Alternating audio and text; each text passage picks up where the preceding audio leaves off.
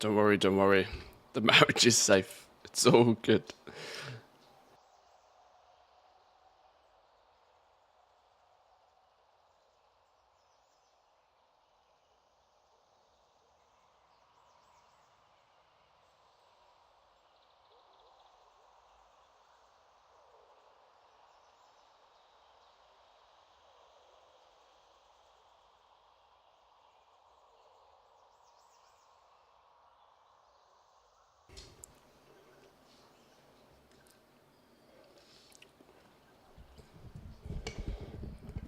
Good morning, boys and girls. Good morning, good mornings. Why do I seem a lot higher today than normal? I don't know. Boop. That's better. How are we all doing? Are we good?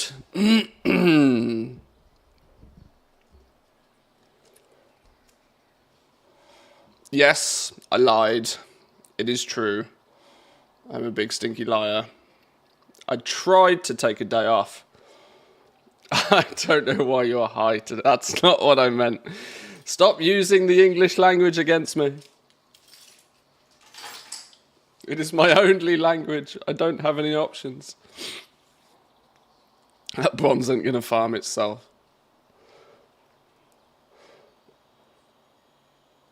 Okay, intro tunes. Let's turn them down a little bit now. Right. Rainy bank holiday Sunday over here. You've got rain. Need a little bit of rain. It's about to get super duper mega hot here in Finland, which is both nice and also a really good reason to sit inside and farm bronze, right? Clearly. I wasn't necessarily planning on streaming today. You guys know I usually take Saturdays and Sundays off, but I'm having too much fun with this stupid Panda remix mode. And I achieved something yesterday. I achieved something that is quite cool. Or it's cool for me, and it's a bit of a sigh of relief for me. I'm gear capped. We've done it. We're gear capped. We've done with leveling. Leveling is done. I have 476 item level now. No more item upgrades. 600 or so. 600,000 bronze-ish dumped into this character over the last, 7 days, 8 days. But now the real bronze grind begins. And more importantly, time to try and start figuring out, well, was all of this worth it? Was spending 600,000 bronze on upgrading my character going to now mean, in the 80-ish days we have left of this event, am I going to be able to put this character to good use to make a strong amount of bronze easily and quickly by virtue of having a super duper mega character? That's the theory here. Just wait for it. If there's another gear rollback, I will cry. I will absolutely cry. Has anybody actually seen Mrs. Manthias? She has accidentally appeared on stream a few times, mostly back in our old place though, actually, because now I'm in a much bigger space to do my streaming. It's much easier for her to stay off camera. She's not camera shy. She just doesn't particularly want to be on the camera. She sort of vaguely understands what I do and understands that once you put yourself on the internet, you're on the internet. So.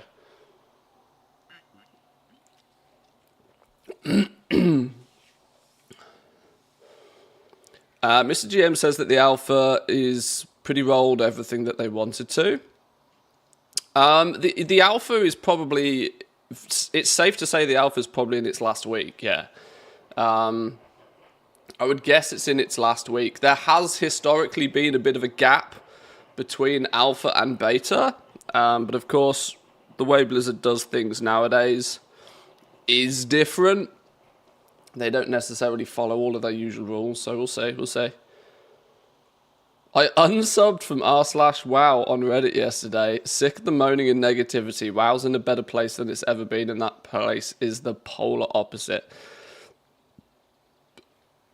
Reddit is a special place on the internet, a very special place on the internet. The truth be told, regarding gaming stuff, gaming communities used to absolutely 100% live on Reddit, but the reality is its heyday has moved on, I think. Most people have moved from Reddit. Predominantly, they've moved to Discord. Discord communities and servers and stuff is kind of where a lot of the hangout happens, where it used to be Reddit, meaning you used to have a lot more sort of, a much wider variety of people. Now it's just mostly filtered down to the hyper opinionated, which of course, if it goes negative, gets very hyper negative hyper quickly. It's a shame Reddit's searchable, Discord isn't. True. This is the thing. What goes on Discord, it will never... This is what pushed Reddit to the place it is the fact that, there would be a thread from 5 years ago with the answers to a very obscure question, and you could Google it. It would show up in search results. Discord, on the other hand, no, whatever goes there. This is why the problem with Discord, and I found this myself, and you may spot this if you frequent the TSM, the official WoW Economy Discord, which is run by the TSM guys, gumdrops in specifics, you'll find that the same questions are like permanently being asked and in turn answered. That means if you want to find anything in the future, it's impossible, but whatever. How you're doing this fine Sunday, though? I am so not used to streaming on a Sunday. It's completely foreign to me. It's bank holiday in the UK this weekend, so I guess you guys get an extra day off tomorrow, which is good fun, I suppose. That means the party can continue on Sunday a bit longer than it would do normally. I hope you get some good weather. Nothing beats a Sunday afternoon barbecue in the UK.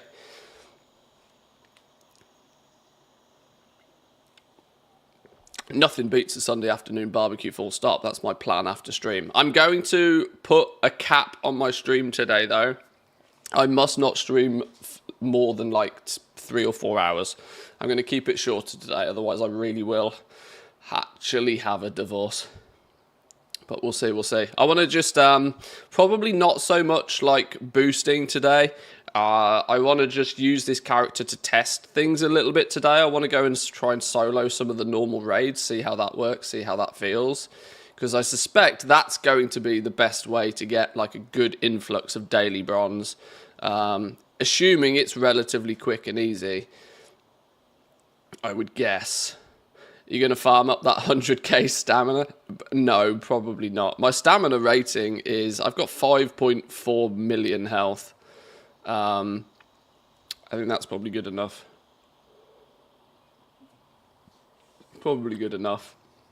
Obviously, the thing that's holding me back more so than anything else is actually my cloak still now. And this little add-on doesn't seem to work properly. Why is that not tracked half of my... Why is this not tracking half of my things? What? 1, 2, 3, 4, 5, 6. Why is it only tracking 6 of my... Hello? What's going on here? 1, 2, 3, 4, 5, 6, 7, 8, 9, 10, 11, 12. Narcissus, hello?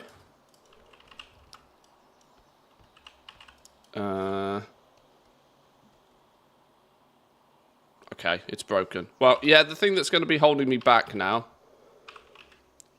is probably my cloak level, because, of course, the rollbacks and the nerfs for being a filthy frogger are still going to hold me back a little bit for a few days, but I'm sneezing like a semi-automatic, have allergies from blooming and shit. Oh, allergies at this time of year is the only thing that puts it down on it, for sure. Can I use your audience to make a raid ourselves? I mean, sure. if you want to, you can.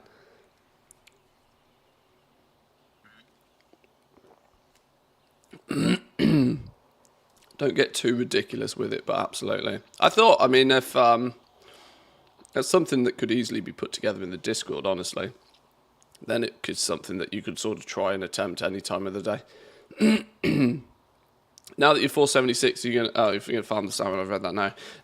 Yeah, my cloak is what's going to be holding me back a little bit now. Only 3 and a bit thousand main stat. It's not terrible, but it could definitely be better.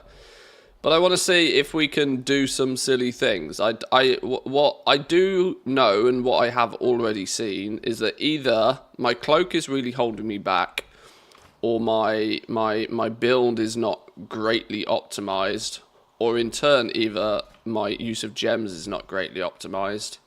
As I do not know the full ins and outs of like secondary stat break points and diminishing returns and all of that sort of business. I have a sneaky suspicion 36,000 is the like soft cap for mastery rating. And crit and haste is about 50 to 70%, I believe. Diminishing returns starts at 30%, except for mastery. Okay. I also know that mastery is not really scaling very... Although it makes a lot of sense for a Beastmaster Hunter to focus on mastery, it's also not actually scaling all that well because it's transferring damage to your pets, but your pets aren't necessarily taking advantage of all of your tinkers, is what I'm led to believe. And so doing pet things is great, but BM Hunter's not actually scaling very well. Meaning I don't know if then I want to focus more on my own haste and my own crit to maybe juice myself that way rather than mastery like I kind of probably would. I'm pumping into crit and verse. Yeah, flat verse, although it doesn't, you know, in retail you probably wouldn't put any points in verse.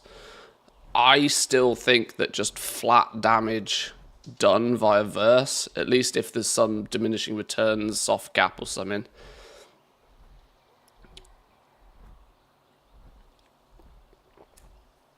Crit's really good because of the tinkers that proc from crits.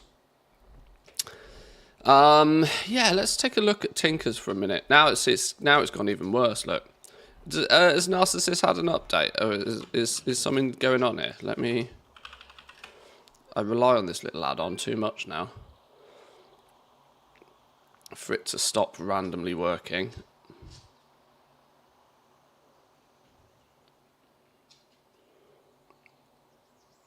Lots of things with updates, not necessarily Narcissus though. Okay. Let's get them updated all the same.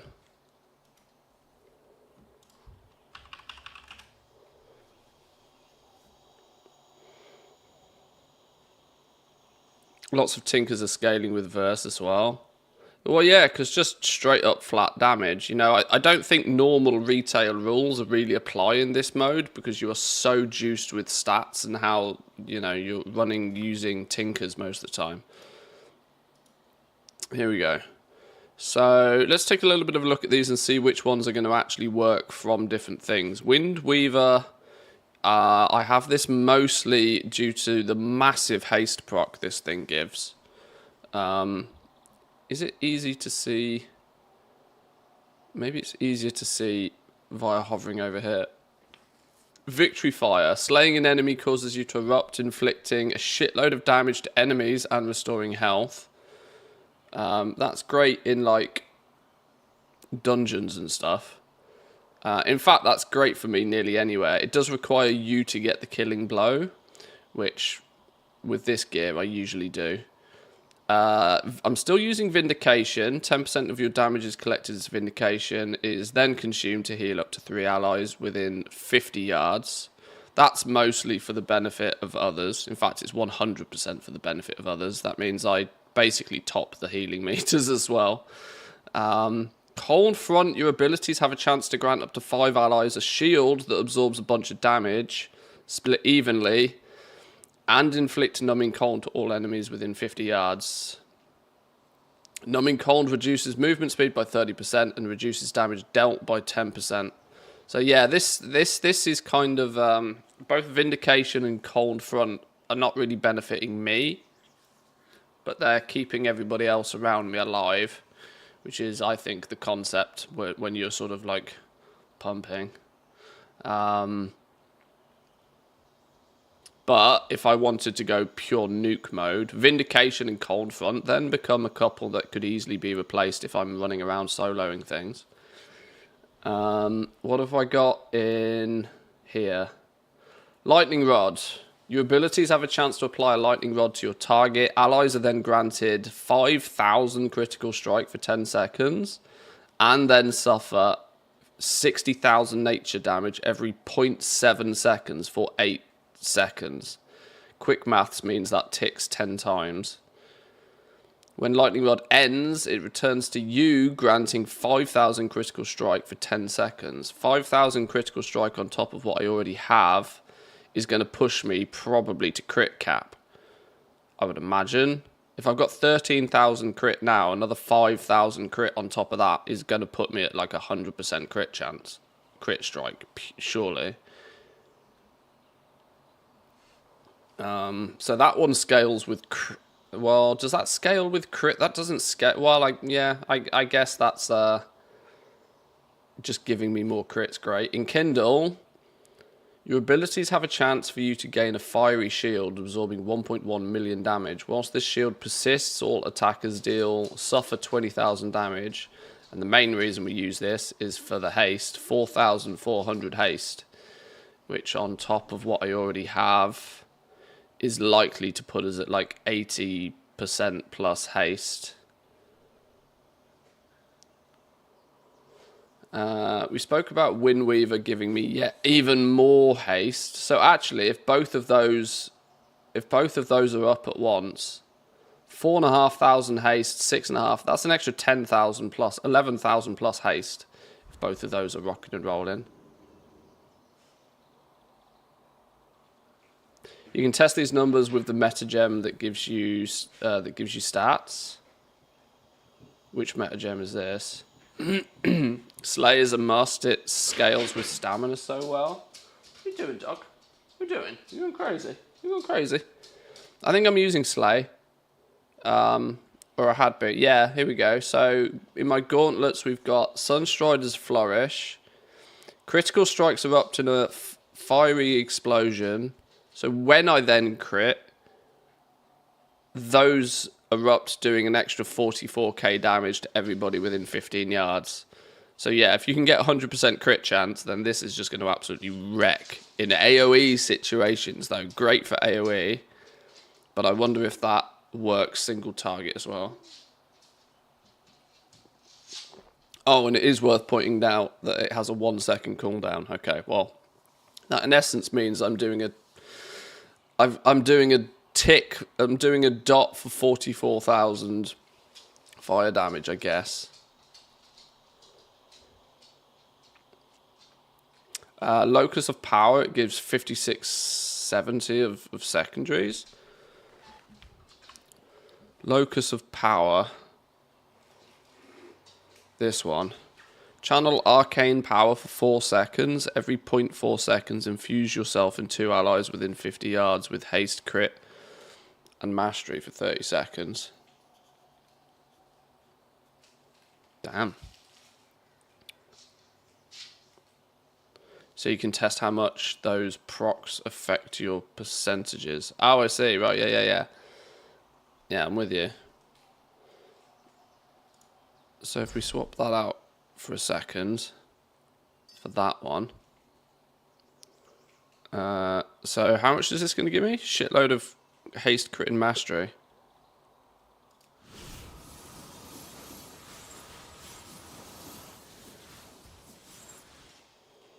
%92 crit.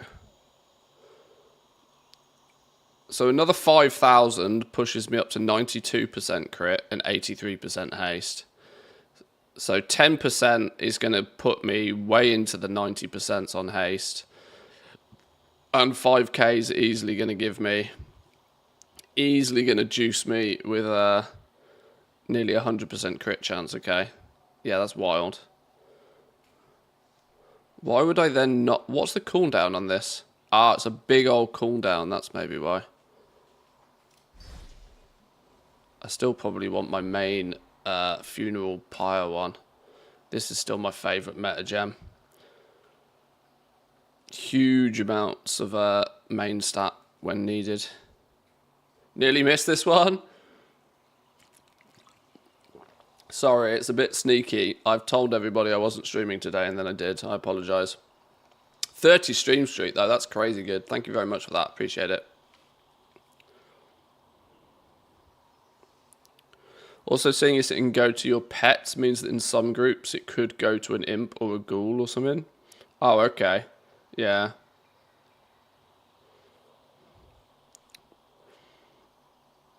What else are we using? Brilliance is I've got equipped at the moment for just the flat verse, 5% verse. Party members recuperate 2% of their class resource every 3 seconds.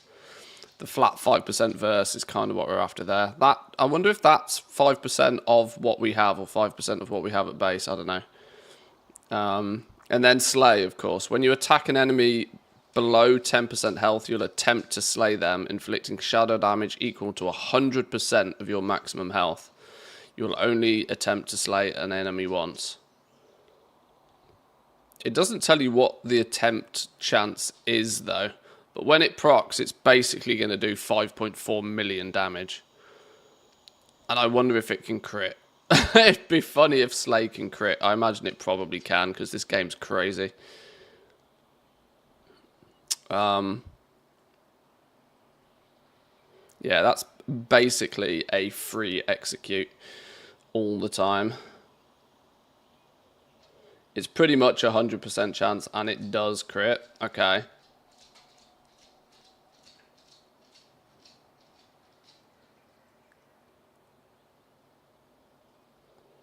Tanks are hitting for 10 to 15 million. Sheesh. It's nice. Then I'm using explosive barrage because this just feels fun. There's no other way to describe this than fun. I don't know if it procs as often as I'd like it to, but your abilities have a chance to launch a barrage of fire at enemies. Each missile does 235,000 damage. Just fun. No denying, just really fun. Your attacks have wildfire. Your attacks have a chance to inflict 333,000 fire damage and spread wildfire to near enemies, inflicting 10,000 fire damage every 0.4 seconds for 10 seconds. Wildfire stacks and spreads to nearby enemies, stacking up to 3 times as well. So that's another 30k dot that's ticking every 0.4 seconds, which is wild. And then brittle, my last ability. Your abilities apply brittle to an enemy, accruing 10% of the damage that you deal to them. When a brittle enemy is slain, it explodes, inflicting frost damage to enemies within 12 yards, divided evenly. Brittle is also just deleting things. Absolutely deleting things. So I think my Tinkers are probably in a reasonable spot. I don't think I'm using overly bad or poor choices of Tinkers. Although I am leaning quite heavily on defending others. Such as Vindication, Cold Front, this sort of stuff. Brittle is probably not great single target for raid, so we might want to swap that out. Probably need to put a solo build together. So let's assume for a minute here that Cold Front I probably don't want if I'm soloing stuff. Same with Victory Fire if the fight doesn't have ads. Yeah.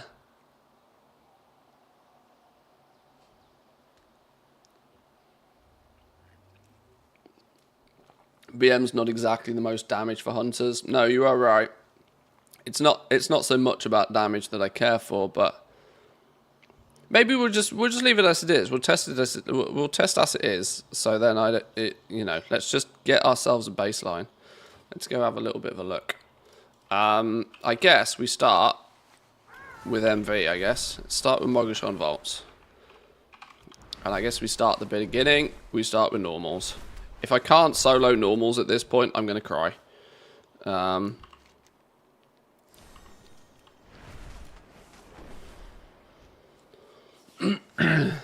Marksman can do the big kaboom specs. Yeah, but I refuse to play Marksman. I'm a Beastmaster Hunter. I will do what I can do with a Beastmaster Hunter.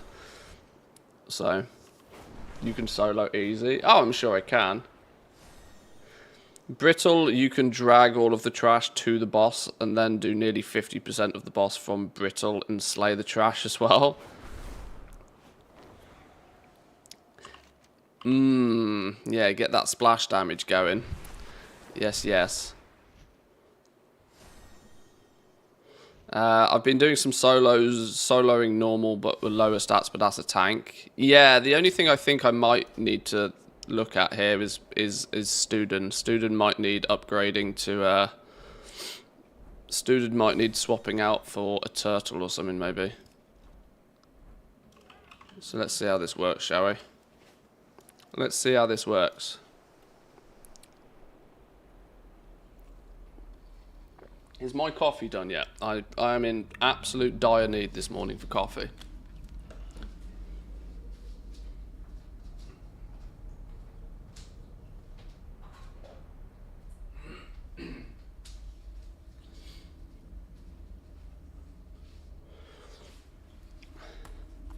Right. Now it's all go, go, go.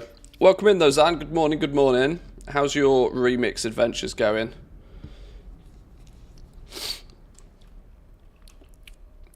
Have you stopped getting one shot by stuff now? Untouched by time for thousands of years. Killing a lot of bugs. Yeah, that's definitely seems to be the way things work here, isn't it? Bugs, bugs, and more bugs. Finally over 1 million health points. That's good. That's a nice milestone for sure.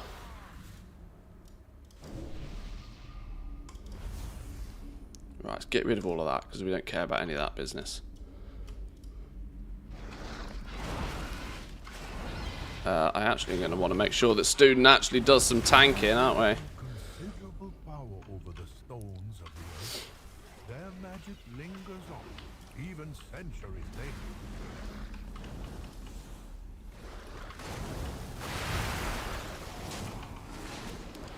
Right. Trash go boom.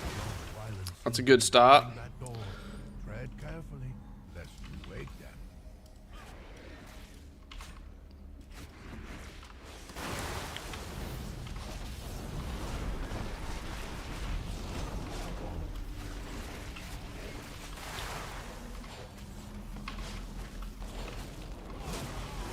Okay. Yeah, this seems fine so far.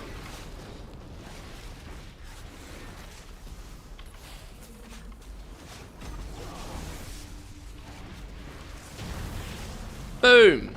Okay, so it definitely works. It definitely works. And, more importantly than anything else, it doesn't actually take, like, ages to do. This is the thing. I think tanks are going to be able to start soloing raids much quicker, but they're... Well, I would like to say their DPS is probably not as high and it will take them longer, but I've been out DPS'd by a lot of tanks so far in this game mode. So maybe that's not even true. Maybe just their outrageous survivability is nothing but a win.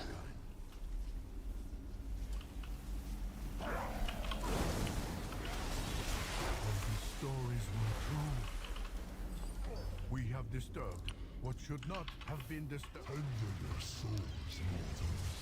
These are the horns of the dead.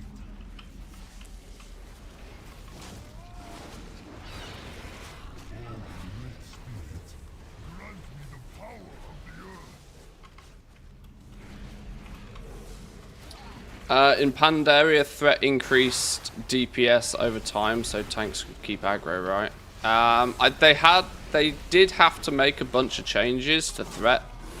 I don't know if it was completely across the board, but they definitely had to do some stuff to make sure that tanks were holding aggro. I don't know what it was they did, though.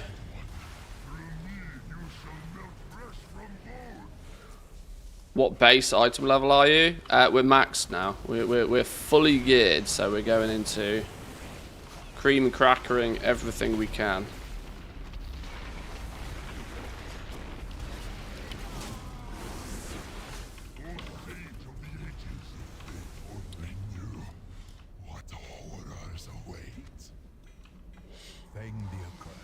Was betrayed by 4 emperors of the Mogul. His body destroyed each time, only to rise again. This is not the last we have seen of Fang. Did you note your bronze before the run? No, but luckily we're live. So hopefully some smart person can take a bit of a look at that.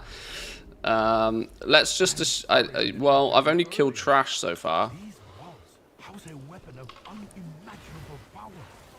Stop them. I will stay behind and investigate this dais further. The reality is I've got basically no bronze, full stop, because I had to invest. I got the full item level upgrades, and then I had to spend about 30k bronze again on top, getting upgrades for upgrading everything to epic. There's only one piece of gear. I think it's my gloves. Yeah, my gloves have got leech on. Everything else, though, is double stacked with what I would consider useful stats as well. So this is about as optimized as my gear is ever going to get.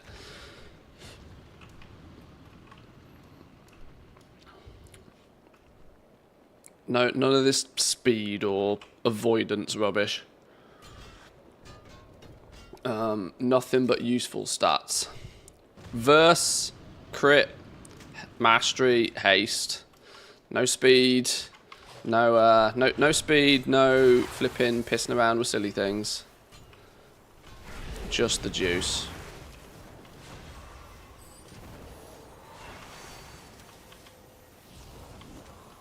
This will also showcase, with me soloing this, it will show to you just how little of the actual mechanics I know for anything that goes on in these raids.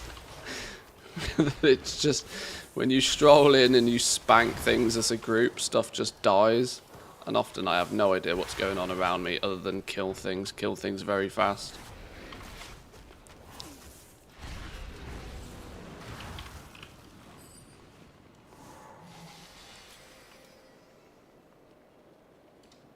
Fine deal. Time to play, friends. Right, I'm not having that on screen all the time. Just let it be known I'm fully geared. Fully geared, now we just got to juice the cloak. But my point is I have no rush in doing that. If we can stroll through normal modes without much concern, I've got no issues to put much time or effort into juicing cloak. We will go straight into just get the bronze and move on mode. Or, well, yeah, rejuice the cloak.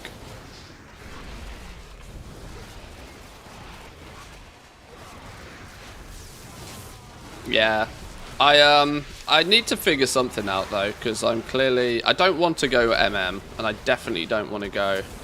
I don't want to go MM, and I don't want to go... survival. But I definitely do think I should be doing more than like 2.5, 3 million DPS. You started the stream with 1222 bronze. Thank you. Thank you, thank you. I also have not timed this. But of course I'm also not trying to speedrun it. I'm trying to find out if it's possible first. But we'll get at least a flat number. What is going to be the number, and then what you do is you try and get the number as fast as possible. I feel like most cloak juicing gives good bronze too. Well, yeah, it's kind of one. You almost can't separate them. Although it's very clear to me that those who have predominantly raid logged every day, right? Every boss, every raid, every day. Have got the item level very quick. They've got their bronze very quick. What they haven't got, though, is a lot of cloak juice. I think it's those world farms that people have been doing, where the only bronze you're getting predominantly is in like drip-fed little bits and bronze here and there. But you're getting threads and threads and threads and threads and threads and threads and threads. The raids are obviously giving you your big chunks of bronze. So I think raids are definitely better for bronze, whilst outer world content and maybe even dungeons and stuff like that is probably better for threads. It is the history of Xian, of the endless But once you've shadow covered of the cost of this, you only care about threads realistically. All your bronze is going to go to cosmetics anyway.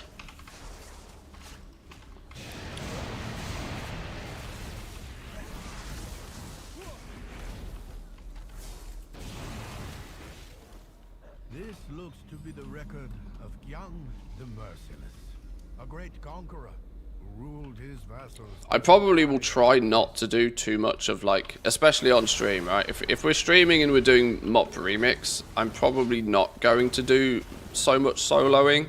I think it's interesting maybe once as a sort of like, oh wow, okay, this is what my character can do if I gear it up sort of thing.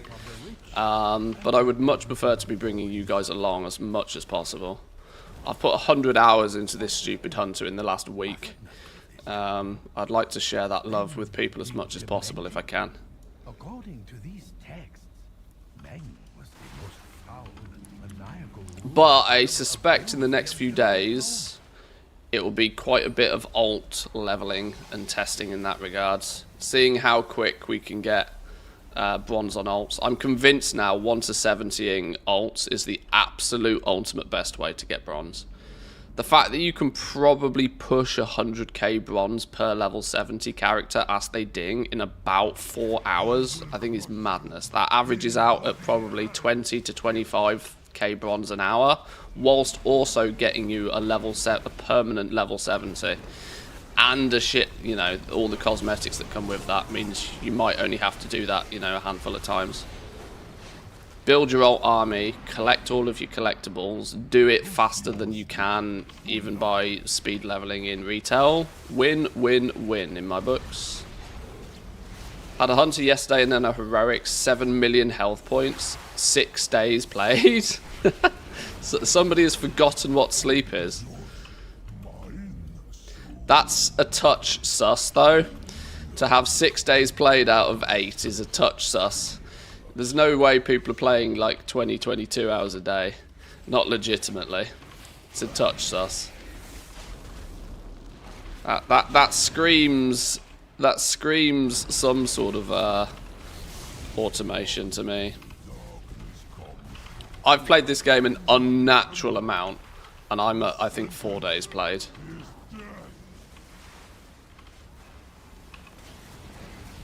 Russian gamers. I'm not going to draw any stereotypes, but they are less concerned with catching a ban from what I've experienced. They'll just roll up another account. The passage has opened beneath the platform.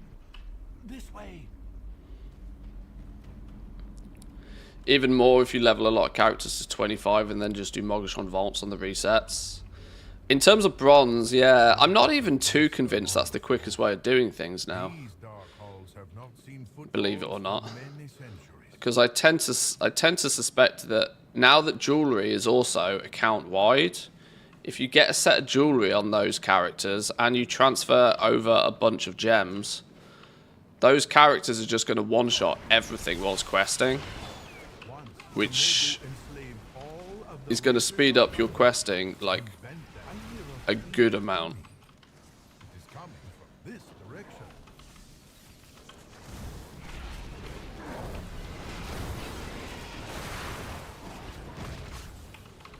35 to 36 bronze for every green cash. Yeah, this is where I think your bronze is going to come. Questing through normal mode Mogashon Vaults runs every day, I think is good, but I do have a sneaky feeling that questing is actually going to be more rewarding from a bronze perspective. You can get approximately 80k bronze without even trying whilst leveling up. Yeah, I think the it's probably not going to be that different, so which is nice. You don't want there to be one crazy outlier obvious way of doing it. It means that if you want to run dungeons, run dungeons. If you want to run normal raids once a day, run normal raids. If you want to quest, go quest. I like the fact that it's kind of sort of fair, or at least it appears as if it's sort of fair.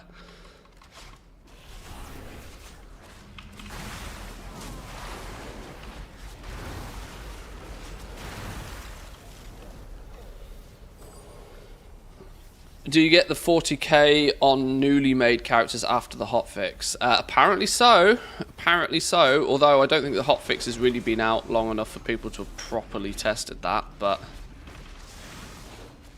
I mean, there is only one way to find out. I won't be doing it today though. Maybe tomorrow or Tuesday. Yeah, 40k whilst leveling and about 40k in bonuses.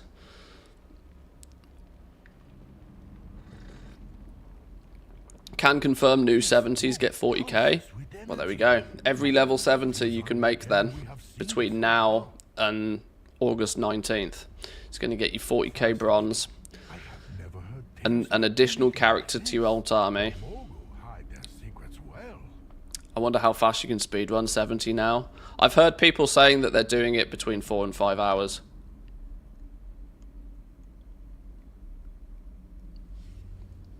Which, solo without any shenanigans, is massively impressive. And I suspect after doing it a few times, you might even optimize it further. Why don't people who never did any farms only get a quest for 3k bronze?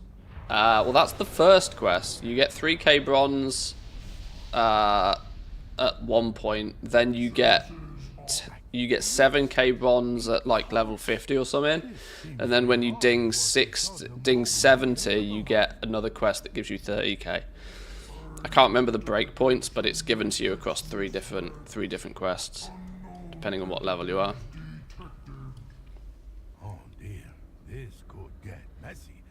I will observe. As soon as you can, do each raid on normal. It's like 1 level per boss. Yeah, I've got a toon. I'll show you it in a minute once we've finished in here. I've got a toon that has done nothing but ding 25 and then do raids. As raid logged. He's level 65 and has got like 600 plus experience and has about 3.5, maybe 4 hours slash played on him.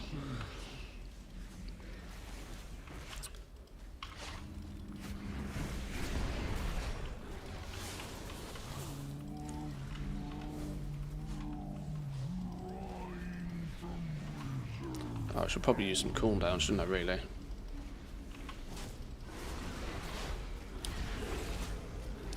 Balls could be fun on this, actually, thinking about it. This bit could be a bit... Oh, okay, maybe it's not.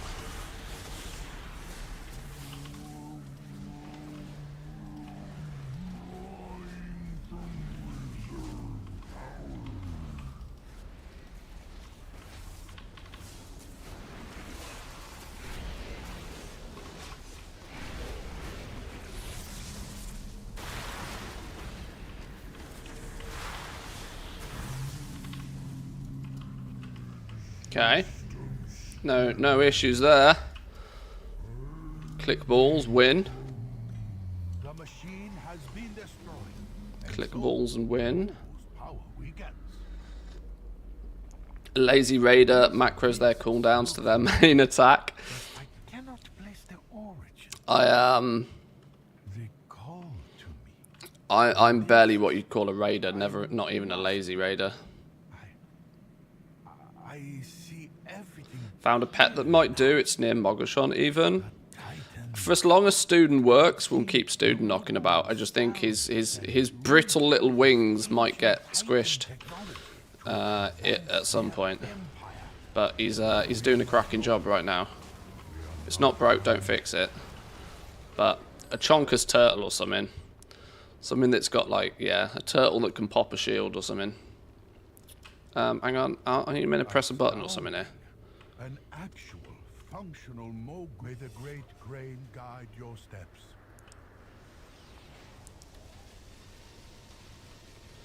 MSV, Mogoshon Vault's Heart of Fear, Terrace of the End of Spring can be completed in under an hour. Yeah, we've blasted it in less than that. And I think even soloing this now, I could probably do the same if I sort of knew what the hell if I was focusing. This is just a test run for today to see how viable it is. Turtles are crap. Trust me. Okay. Called Gummy, a spirit beast. Wait, hang on. A spirit beast called Gummy? Who's that? There was one point in this game I had all the spirit beasts. I don't recognise that name.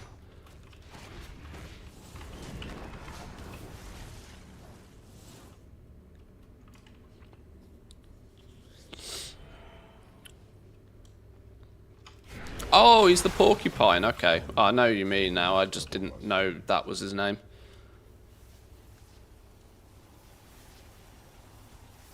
Where's the next dude here?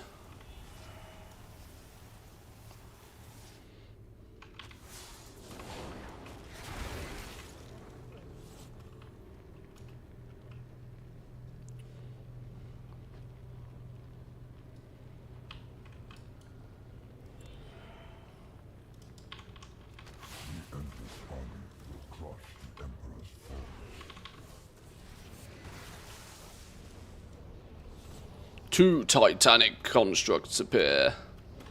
Time to slam.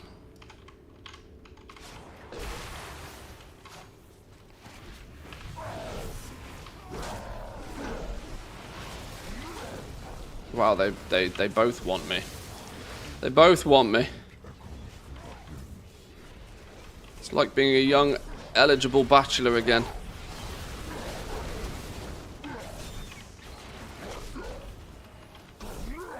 Don't die on me, student! Oh, student died. Student died on me. Didn't even land in the slam.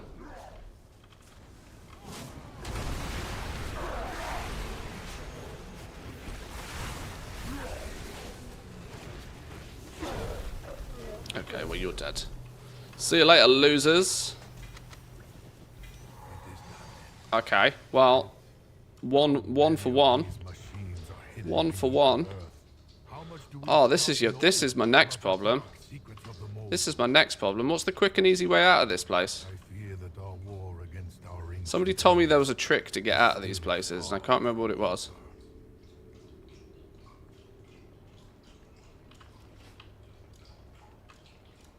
Oh, try a voucher? Where are my vouchers? These things. And then cancel the buff. Wait, hang on. It gives you a buff? Wait, I'm confused. What? Return you to a bazaar.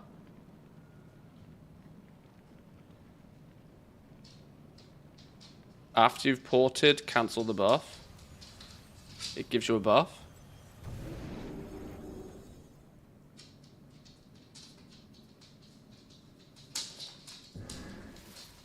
Oh.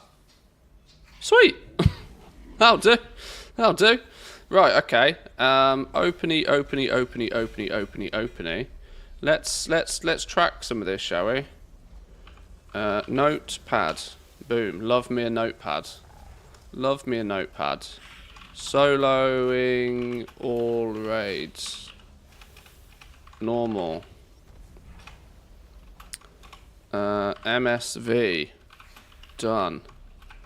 Bronze. How much bronze did we get? Somebody gave me the exact number earlier. I think it were. What are we on? Should I? Okay, I'm gonna go because I could obviously, in theory, nuke all of the gear as well, which actually is something I will be doing. Let me nuke all of the gear as well. I think that is a useful number because that's exactly what I'm going to be doing. So, whilst it's not the most super duper mega accurate, because your disenchanting isn't that reliable, it is something you will be doing. So,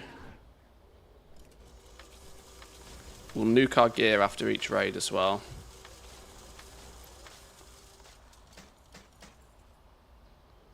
I've just realised, I really hope I didn't have like any last remaining 556 gear in my bags before I did that.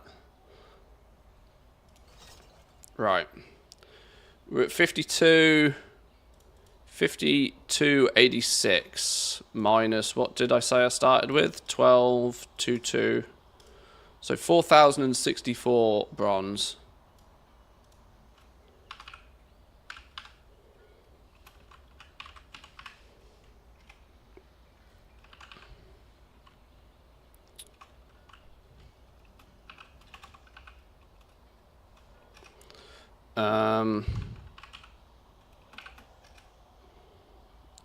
TOT.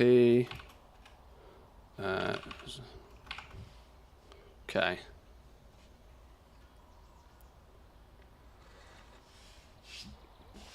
I'm way behind everybody. Is it possible to solo raids already? Well, we have. Did you get to max item level without using any vouchers? Apparently so. Apparently so.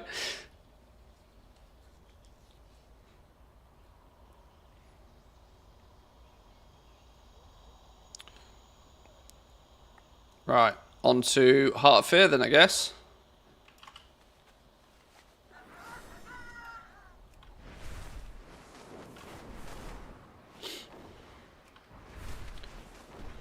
How many hours played would it take? Assume no frog farms. Well, this character, I only got max gear yesterday. This character has 4 days, 4 hours, 55 minutes / played on it so far.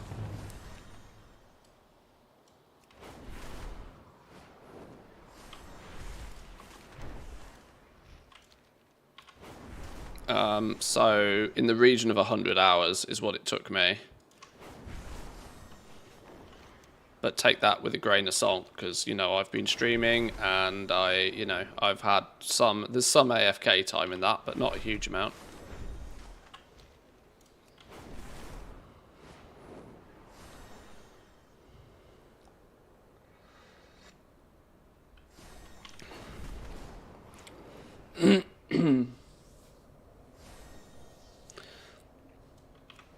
Any tips out there?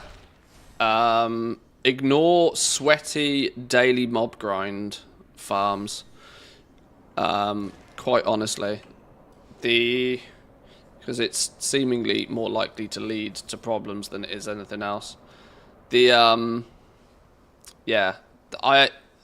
Considering how much bronze I had to acquire, which to fully gear out my character was, let's just throw a rough number there of 600,000 bronze. It's slightly less than that, but I had to spend a bit more to upgrade to epics.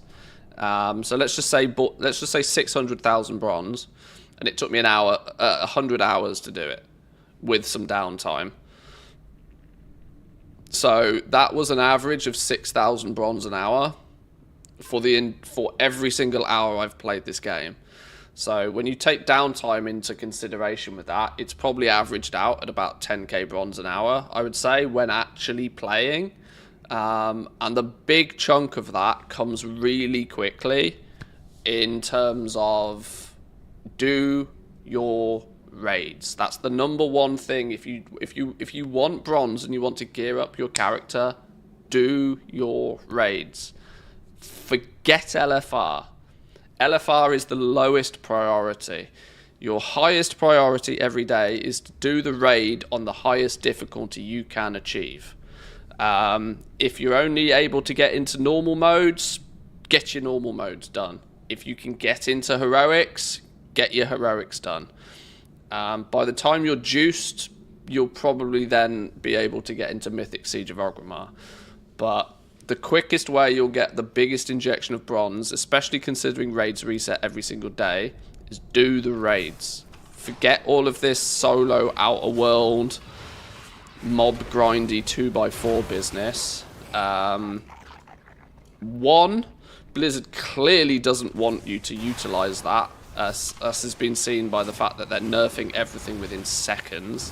So you're constantly chasing your tail and trying to find the next juiced farm. And you probably spend just as much time trying to get into those groups and to find a good farming group as you would getting into a normal mode raid and completing it. So that would be my number one priority every day. Your 3 daily quests, because they're going to give you the bronze cash things for your first completion every day. That with your heroic, with your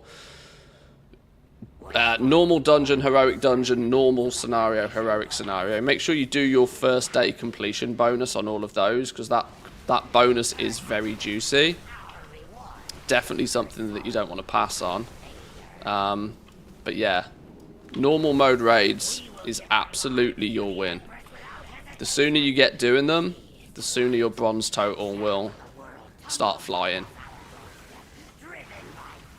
But I would also point out, you probably don't need to fully gear a character.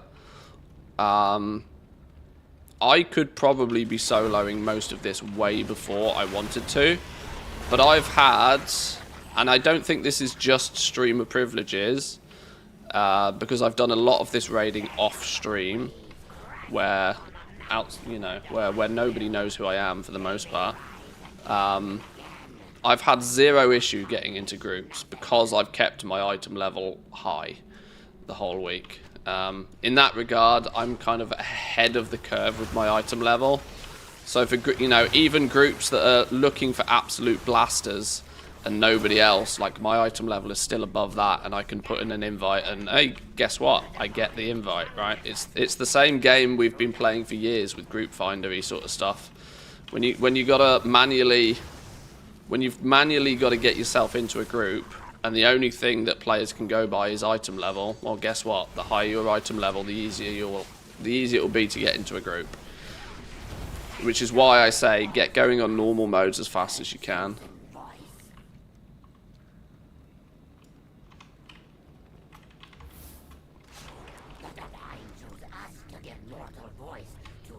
Right, let's see how this one goes, shall we?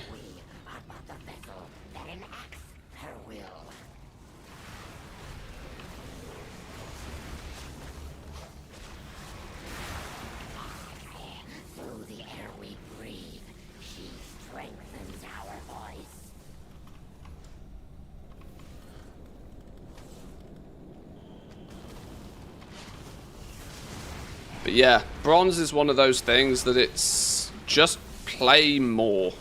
There isn't really, and Blizzard is doing everything in their power. They're doing everything in their power to eliminate all of the shortcuts. Every time there's an OP hyperspawn farm, it's nerfed by the end of the day. They're desperately trying to cut out all of the shortcuts. So the easy answer is just to play the game and play the game a lot. Play the game a lot, and you'll end up with a lot of bronze much faster than everybody else. Keep your downtime to a minimum. If you're waiting for a, if you're queued up for a heroic dungeon or something, go out, complete some quests, just grind some mobs whilst you wait for that dungeon to pop. Just keep efficient, just keep doing stuff.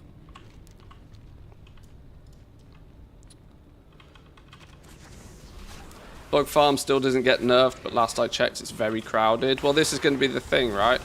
The early bird catches the worm with these hyper farms. Meaning, by the time most people know they're a thing, it's already super not really worth you doing.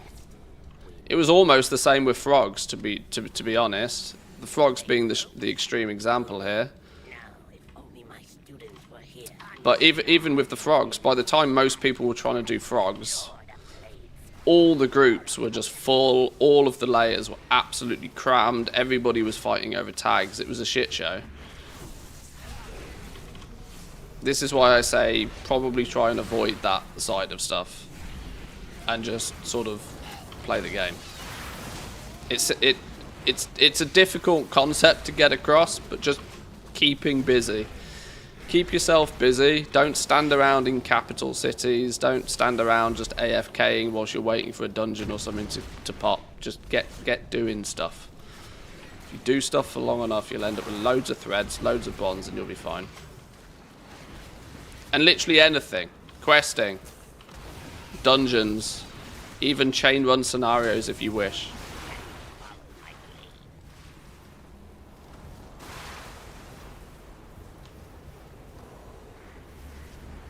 Now that we have a president, are we even safe doing any kind of hyperspawn? Well, I mean, it's super clear, right? That that's not the intended path of play in this game mode. The intended path of play is to be doing a little bit of everything, not standing, killing a hyperspawn for 8 hours until you're done, sort of thing.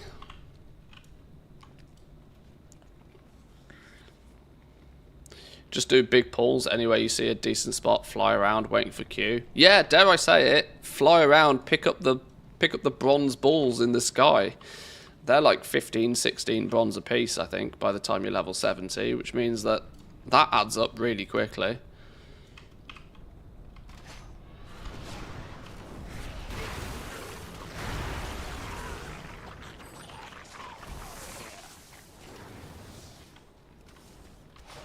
Pitiful, wingless scrubs!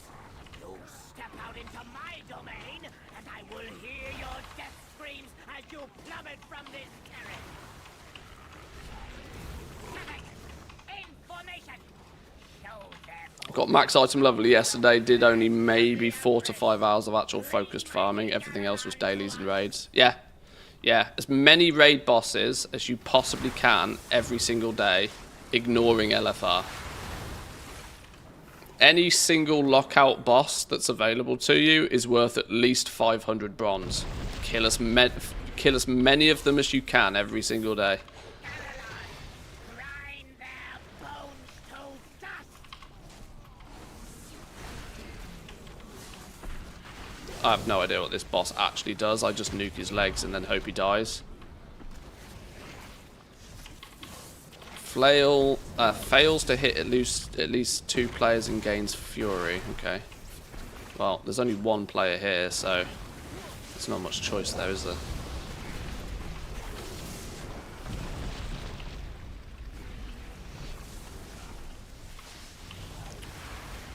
Grew another leg back, you son of a bitch.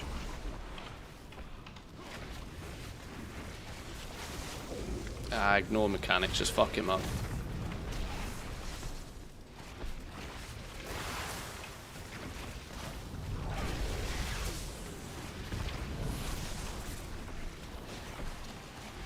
Oh, student's not even at aggro this entire time. I was wondering, why do I have aggro? I suppose that's one way to keep him alive, isn't it?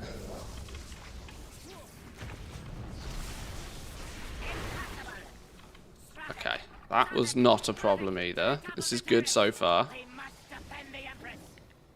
Also a wipe of LFR groups until everybody got the idea. I still don't know what that boss does.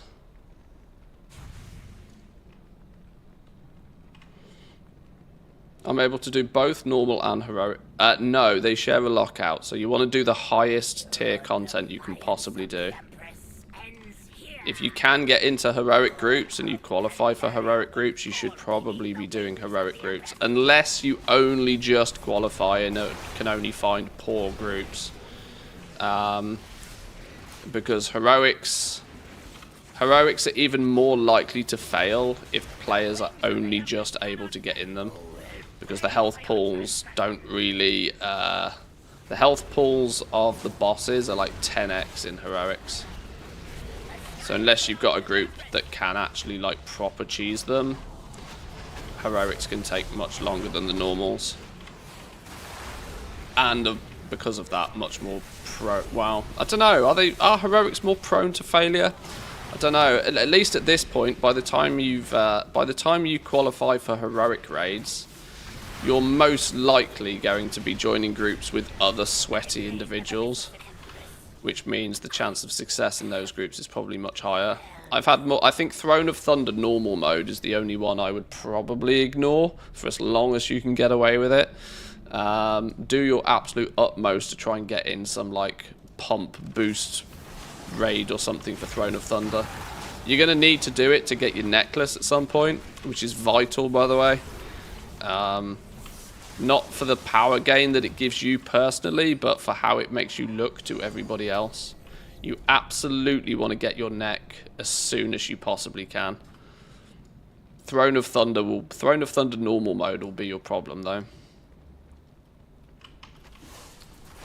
One piece of jewelry isn't going to give you a massive power spike, but just by equipping it, it's going to make your item level like 50 higher, which is then going to really help you with getting into groups.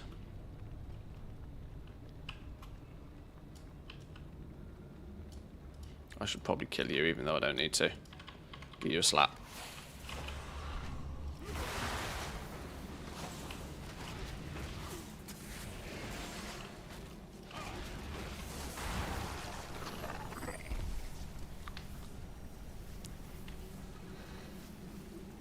Mogashon Vault's Heart of Fear, almost impossible to fail. Toes can fail at the last boss.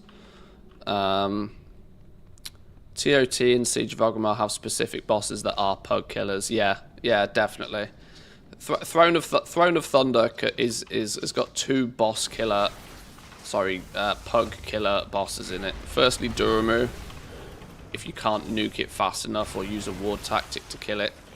And then Dark Animus will wreck an awful lot of groups.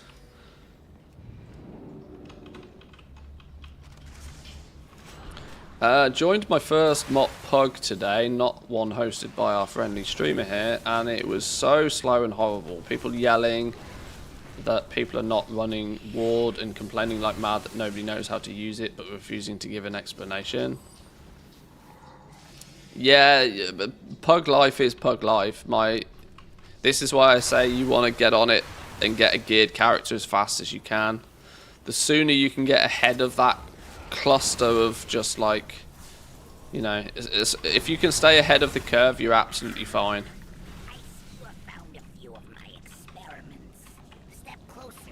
And I would probably recommend, this is a top tip. Right, you ready for this? When you're joining groups, when you're looking for groups for something, ignore the title of the group, right? So I learned this very quickly when I'm finding a group. Let's say I want Mogashon Vaults and I want Heroic, right? If I'm looking for... Okay, this is clearly not a great idea because there's only one group up. Let's go Siege of Orgrimmar. Siege of Orgrimmar, Heroic. Please have some more groups. Okay, right. So there's 4 options here. There's 4 options. What you want to do is you want to avoid any group that doesn't have an item level requirement. Avoid any group that doesn't have an item level requirement. Only join ones that have an item level required. Why is this? Well, I've figured this out pretty quickly, that you will often find that people will put like pump group, daily blast, these sorts of things in the title, and will make it seem very much like there's going to be big pumpers in the group, but then you join the group and it's like one dude and his mate that has played at level 70 for 2 minutes. I pretty much will only join a group if there's an item level requirement. That means that at very least, the person who is running that group has to be at least that item level to set the requirement in the first place. So yeah, I've been, especially when you get into heroics, right? 430 group, fast, clear, heroic. Don't trust that. Don't trust that as far as I can throw it, right? I reckon there's one person that's probably 430 plus. Chances are there's not any more than that. Yeah, it's you got to be slightly careful, but only ones that have an item level requirement. Ignore the rest. Your chance of success with the other ones is going to be slim.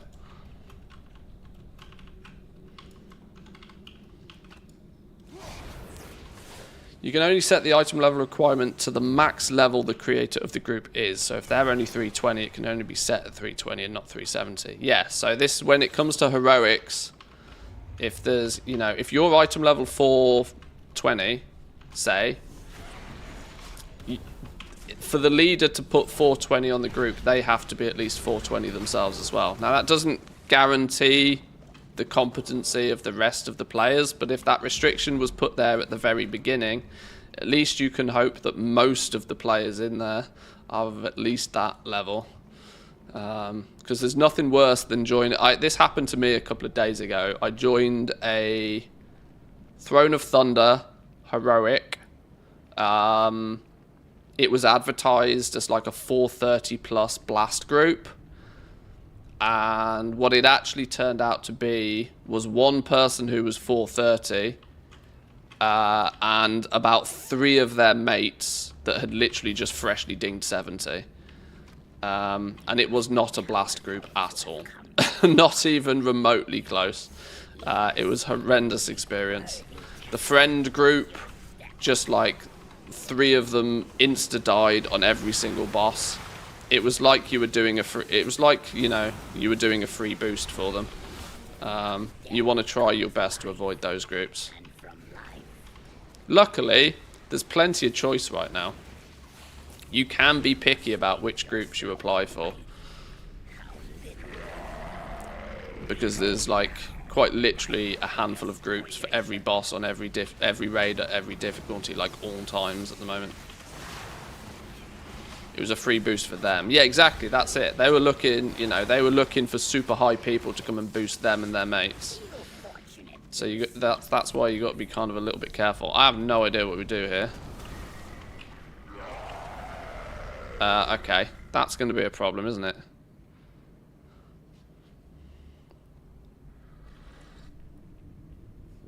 That might be a problem.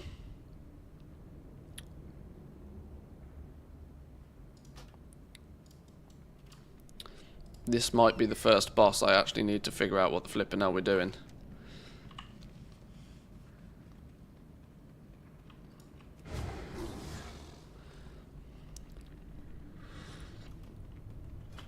Right, let's try something then on this boss. Let's try something.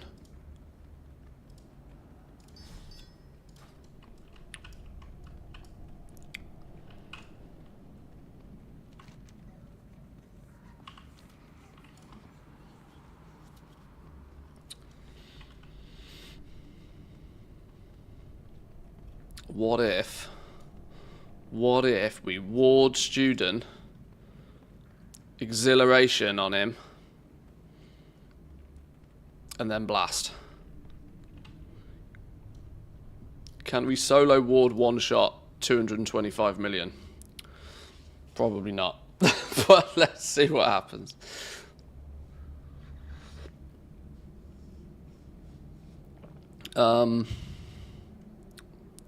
I might have already got to max item level, but it's time for a macro. Maybe not the frog one anymore. We don't really need the frog one anymore.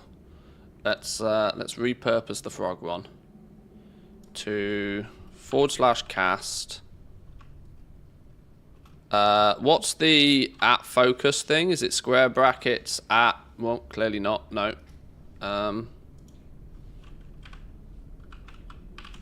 Is it that?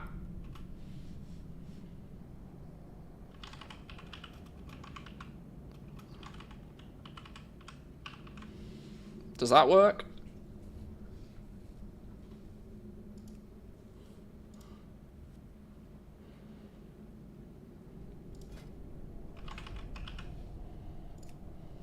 That's a ward macro. So if I focus target student, it will cast it on him. Okay.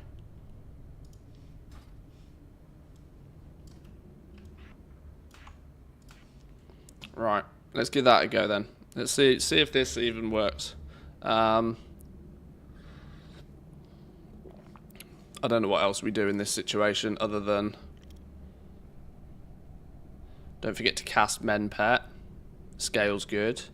What does Men Pet tick for right now? Heals your pet for 50% of its total health over 10 seconds. Student has 3.8 million health. So that's 2 million tick. It's not bad, is it? Okay. Right. Get a tag. Pop ward. Shift Q. Why didn't my ward go off? I think I ballsed it. I don't think my ward went off properly.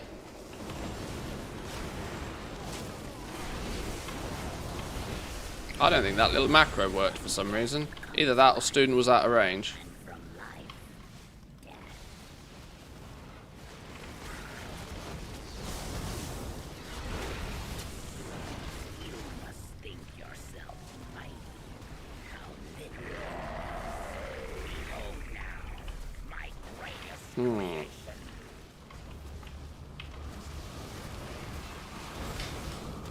Yeah, I don't know how this one's going to work. Maybe this is the first one I actually need to think about in a little bit more detail. Hello, wife. I'm busy, so can't press buttons. How you doing? I'm dead again. What's up? Turning him up to see if it has an effect. You can grab some water out the fridge now, I guess.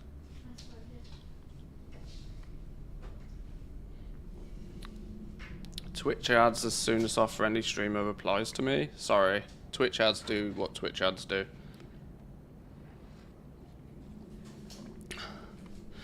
Try using Feign Death and let students solo the Amber Golem. Ooh, would that mean... Yeah, that might be that I then don't get targeted by the MC. That's clever.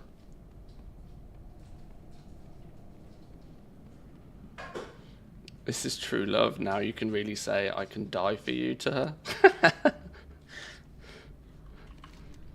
It's cause for celebration.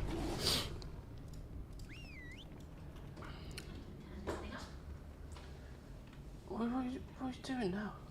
Messing with the thermostats? Is it still tooting? Is that what your problem is? My experiment, because I don't know whether there's a sensor somewhere below that's making it trigger. It's plus 26 degrees outside and that's still going. Oh, poof. But it's like, this is the thing, it's on all the time. It doesn't turn off. It goes on low mode. This is why I turned out. Okay. I don't think that's going to make a blind bit of difference. That's not how it works. You don't need them on, do you? They're not on. I'll turn them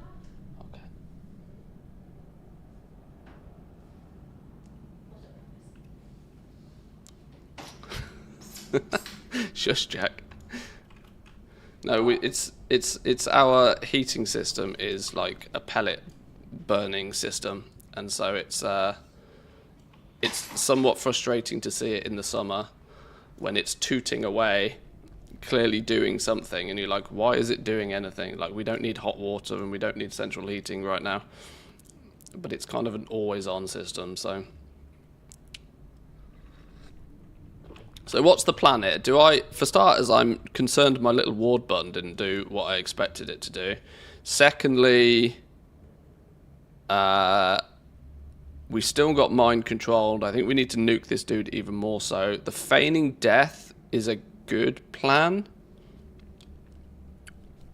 Feigning death is definitely a good plan.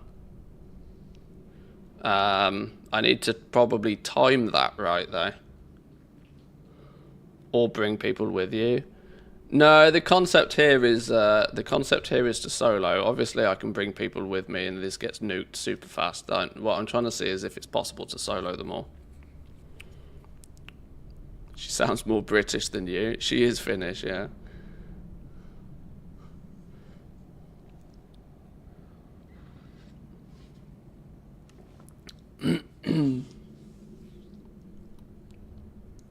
Let's try this feign death business, because student does 50% of my damage anyway. Maybe, yeah. British don't know English. That's actually unbelievably true. My grammar is better. I cannot tell you what the rules are, but I can just tell you when something is either grammatically correct or incorrect. Yet her spelling is 10 times better than mine. I can't spell to save my life. I can't spell anything. I've unfortunately lived through the age where spell check has been available to me at every angle, and so I've just never learned how to spell half the words. Her spelling, though, is significantly better than mine. Significantly better. So if I need to spell something critically, I just ask her what it is. Right, let's go again. To have come this far. Yes, you will make worthy Let's see if this works now. your step.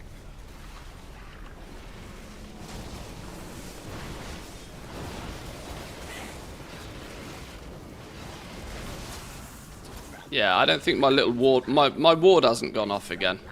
I don't think that little macro's doing what I expect it to, you know. I need to have a little bit of a look at that, see what I've broken. Broken something clearly. So, when the big amber golem dude comes out, you focus it, and I'm going to feign death. Oh, I feigned death, and then it unfeigned death me. Okay, feigning death instantly instantly reset the encounter.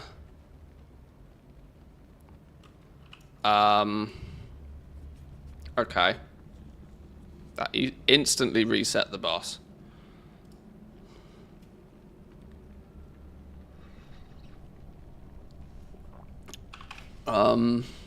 My question is this doesn't seem to be working. Have I spelt something wrong here? Salvation, salvation, ward of salvation. Cast at focus. Was student not focused?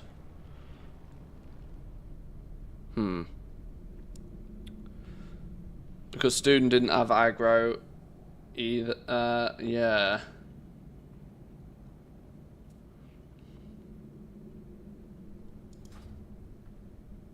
Ask the wife to spell check. She's run away now. Okay. Shift click it in, no typos. Is that a thing? Is that a thing?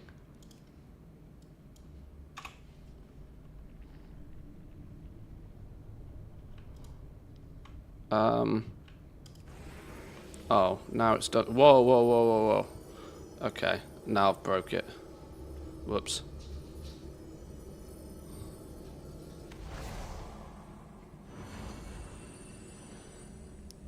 I've literally never seen the ward animation go off. Cool.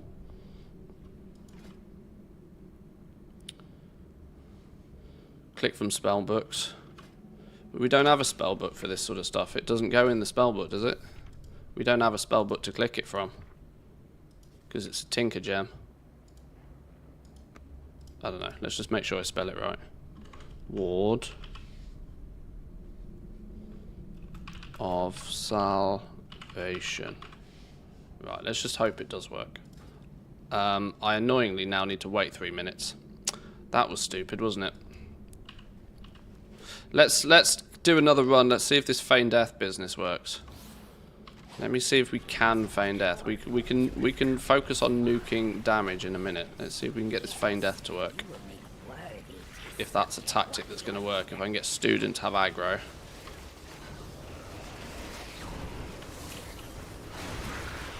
We can up the deeps in a minute.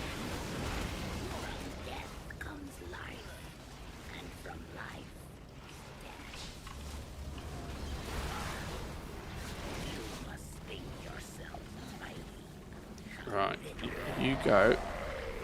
You go on. Student's got aggro. If I feign death here, does that mean there's no target for the mind control?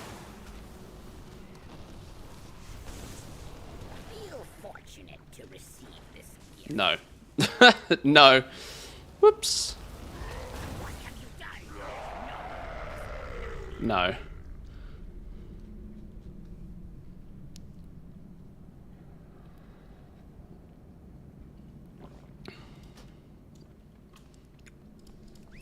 So the mind control still goes off even if we feign death.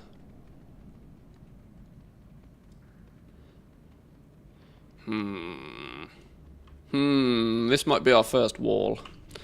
This might be our first wall.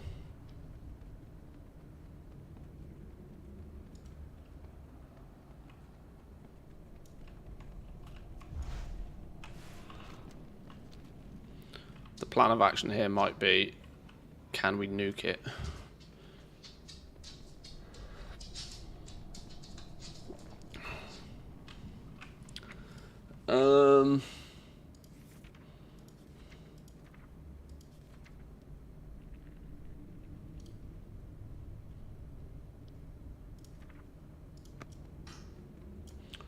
What kind of pet is duck? If we dismiss student for a second.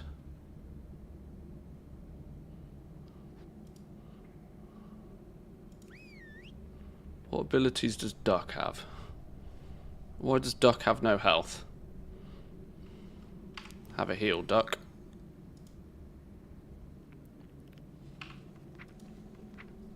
Smack. Fortitude of the bear.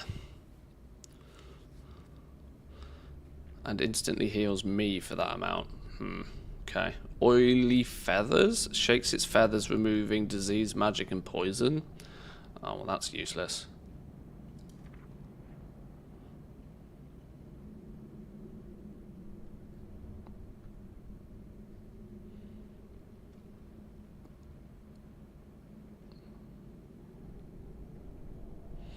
You'll probably want slash focus, help, no dead, ward of salvation. You're probably not wrong.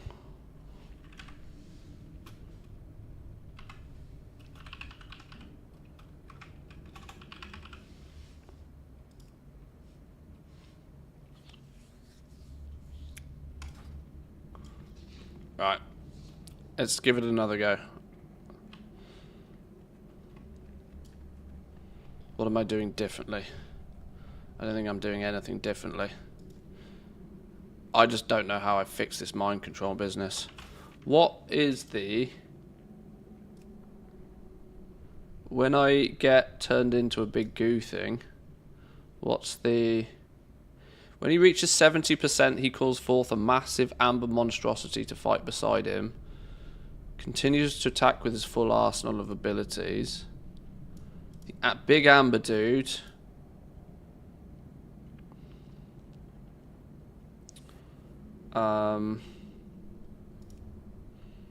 does a big explosion, stomps the ground, inflicting damage to all enemies, knocking them back, grabs its current target in one of its hands and hurls it. When the amber monstrosity deals melee damage to player who was transformed into a mutated construct, its attunement to amber causes the target's will to unravel, draining 40 willpower. I have no idea what that means. Whilst the amber monstrosity lives, an amber carapace shield exists, so he takes 99% damage. So we do have to kill this monstrosity somehow.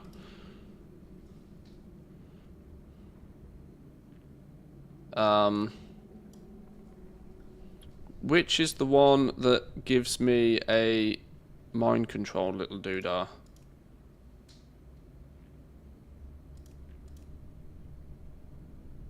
Transforming the target into a misshapen mass of flowing amber that's hostile to players and monsters alike.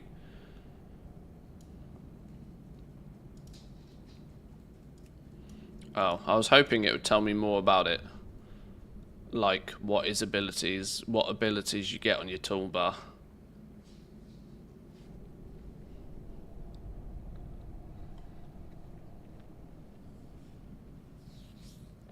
Okay. So, I don't know any more about it. Let's just get to that phase and have a little looky. A little looky. Yes, you will make worthy test subjects. What's your step? Yeah, my ward macro doesn't do shit. It seems to remove my focus. That little macro is not doing what I expect it to do. From death comes life, and from life, death.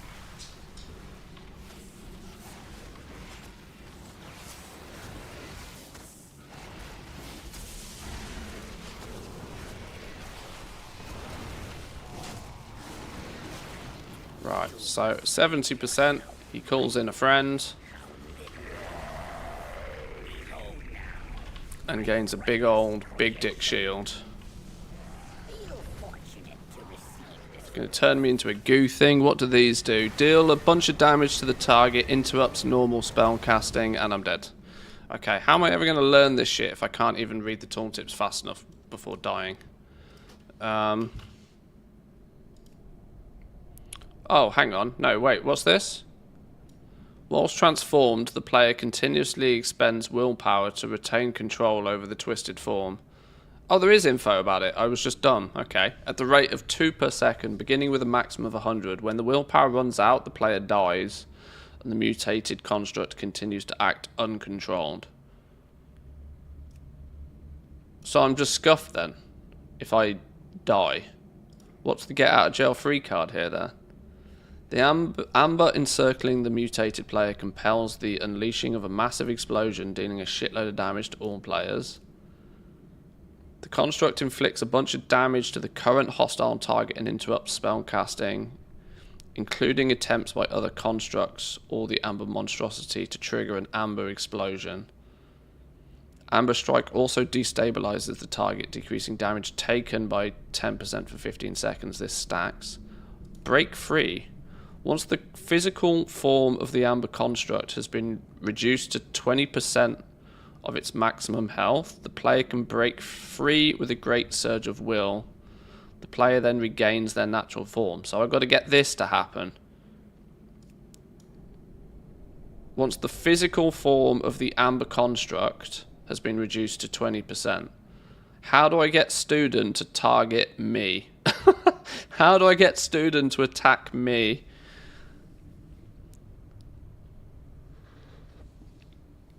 So that I can then break free.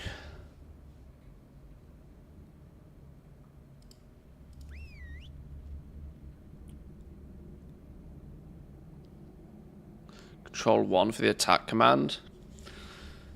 Order your pet to attack your current target. Target myself and then order Student to hit me.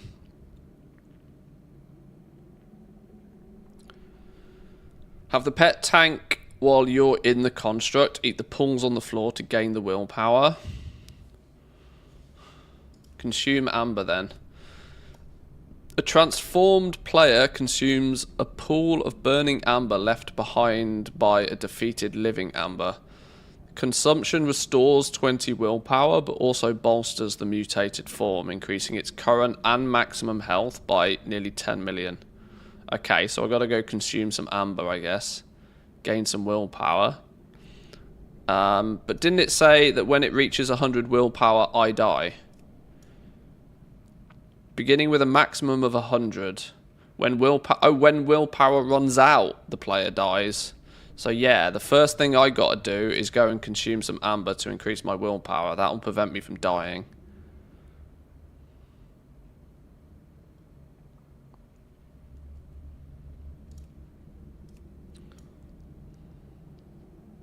With a surge of will, the player expends 8 willpower to force the mutated form to cease all actions for 0.5 seconds. This increases its damage taken by 100% for 5 seconds as well. Okay. I think I mostly get it. I think. Maybe, possibly, probably not. Let's find out. Right, I don't know why this little ward macro is not working. We're gonna Student save. Right, let's test this again.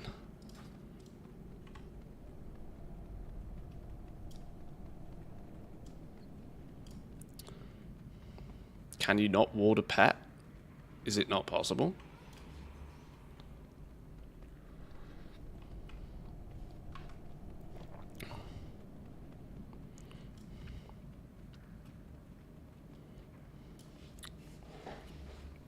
Alright, let's make sure you're taking aggro. And let's give this another go. Powerful to have come this far. Yes, you will make worthy test subjects. What's your step?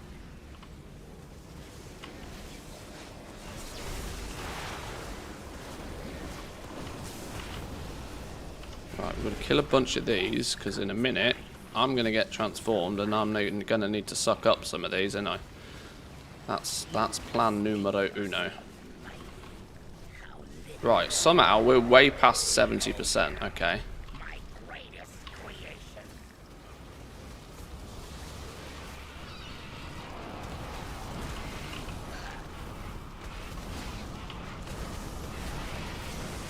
I'm yet to be mind controlled yet. Oh, here we go. So, consume, and I'm dead. Did it? Okay. If they melee you while you're construct, it drains willpower, so I need to both be running as well. Freedom maybe prevents the mind control, and grounding maybe tries to redirect it. Tinkers.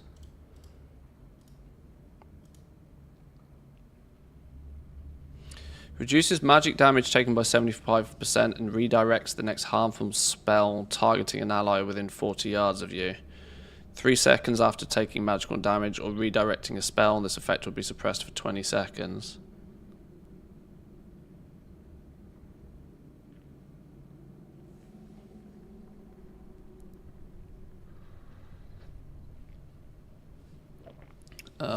Okay. Freedom. Avoidance increases by 20%. Allies within 40 yards will immediately be purified of loss of control effects. This can only happen every 45 seconds. Is that going to fix the mind control? So let's try a bit of you. Victory fire is less important right now. Let's try that. Let's give that a go. That could be the plan. That could be the plan. Let's see. Let's see. Let's see. The reality is, as far as I'm concerned, this is already far too complicated for my liking. Especially if I need to start configuring and rejigging tinkers just for one specific boss to then put them all back again. The easy answer is you just don't do Heart of Fear, which is fine.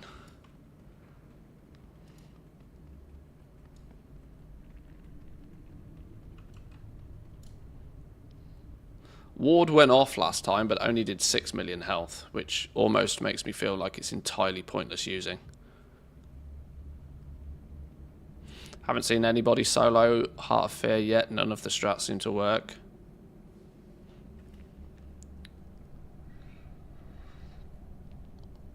Make sure students tanking unsock whilst you're in the construct.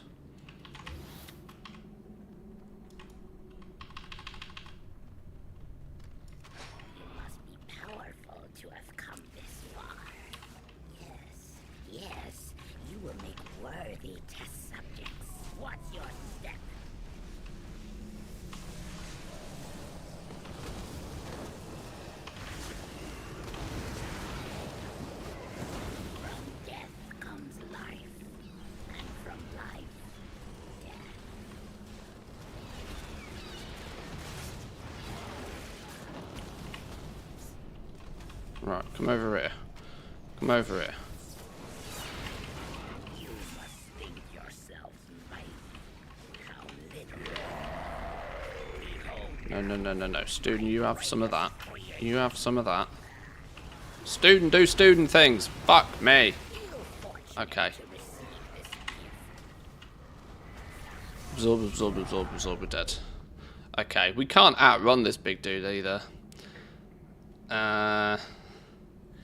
Yeah.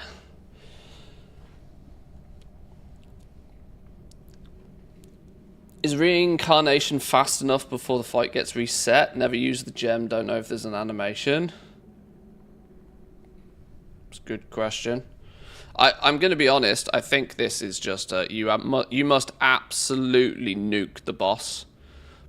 In the period of time it takes for him to cast the monstrosity, you've got to kill him. Basically, meaning that my 2 mil DPS is not good enough. You need like 3, 4, 5 mil DPS, and then you just absolutely dumpster the boss as fast as possible. I think is probably the only way you can go. Just straight hardcore make the boss go boom.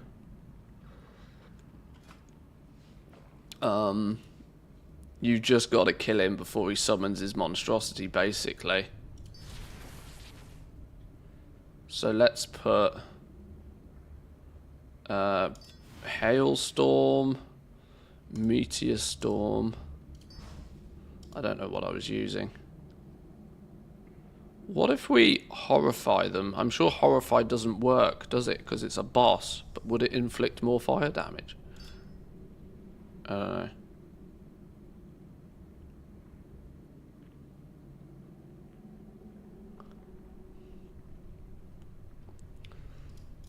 Let's get rid of this ward business.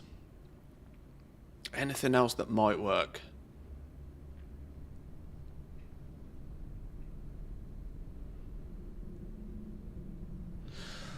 Thundering Orb. Transforming into a Thundering Orb, inflicting nature damage to enemies within 30 yards. Whilst you are a Thundering Orb, damage taken is reduced by 50%, movement speed is reduced by 70%, and you are immune to loss of control effects. What if I pop Thundering Orb before as he tries to mind control me? Would that prevent the mind control? If I'm immune to loss of control effects. It's worth a go. Or is that just going to, like, break the boss and instantly reset it again?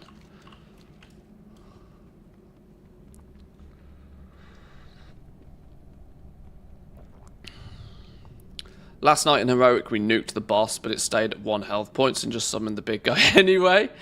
Oh. Okay. The reshape cast is an aura, it's immune to things like that. Right. Finding a cheese, maybe there isn't, maybe sometimes there just isn't cheese. Maybe that's the situation we live in. Maybe there just isn't cheese.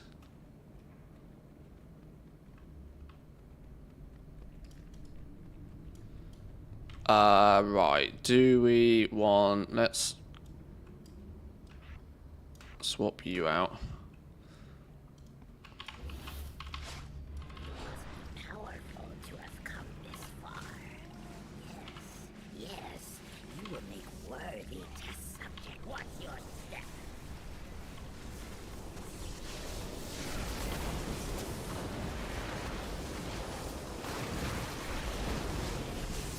From death comes life, and from what you must think yourself mighty. How little. Right, monstrosity comes out. I don't know exactly what point he does this. I'm going to guess about then.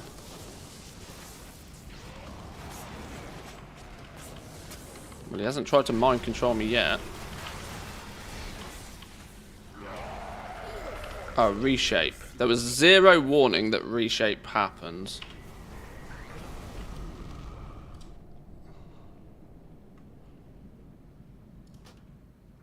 Right, I'm going to give it one more go. Was there any warning that reshape happens? Is there anything in the journal that says when he does it?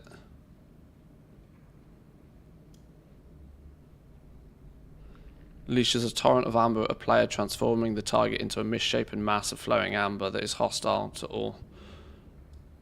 Doesn't seem to be an indication of when he does it.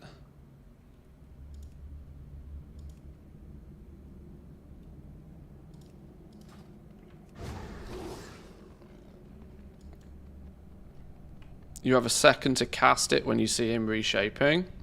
Was there a small cast time for it? It looked instant to me.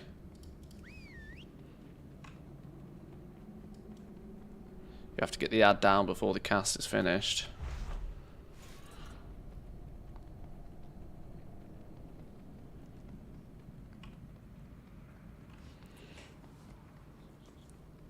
Maybe just use Eyes of the Beast to become student whilst you're hidden outside of the arena.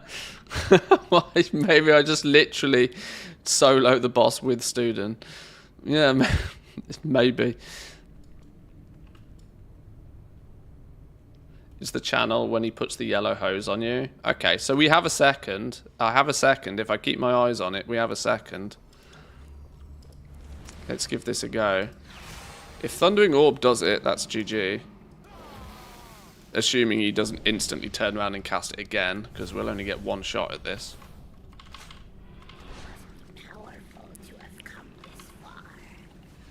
I almost think I should probably be saving cooldowns for when the monster dude comes out as well. This first 70%, this first 30% of his health doesn't really matter.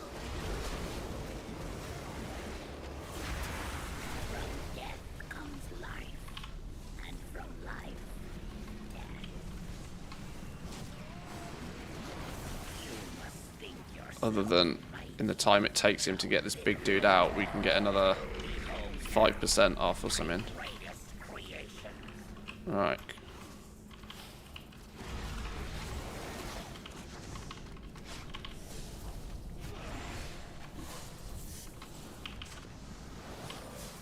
Feel fortunate to receive this gift. No. No. Although... Run away! What's your Nah. I don't think it's going to happen. I don't think it's going to happen until we can, I don't think it's going to happen until we can just absolutely nuke the motherfucker. Unless I save cooldowns until the monstrosity turns up, blow all cooldowns, nuke the monstrosity and see what happens. That's going to be my last-ditched effort, I reckon. I don't think this Thundering Orb cheese is going to do anything.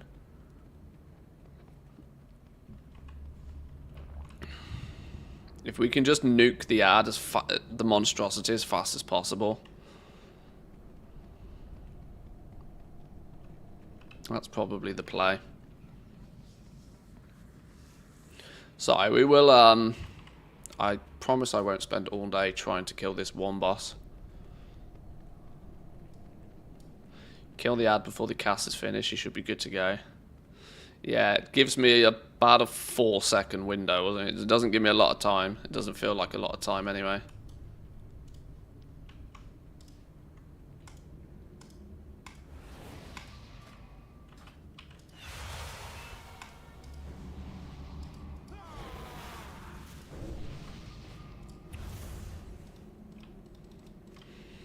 Right, in that case, let's just kind of casually get him down to... Yes, you will make worthy test subject. What's your step?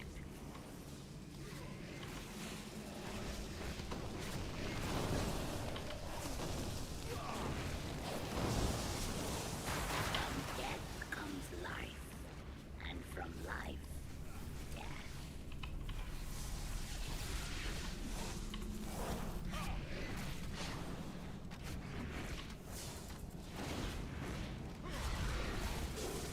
Right, 70% he's gonna summon the dude.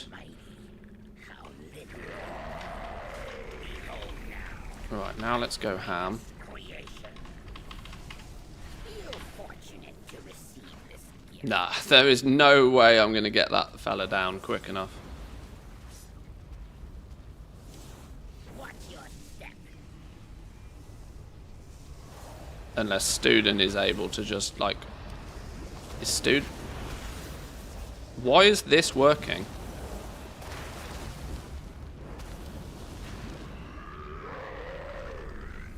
Why did that work? Why did that almost work?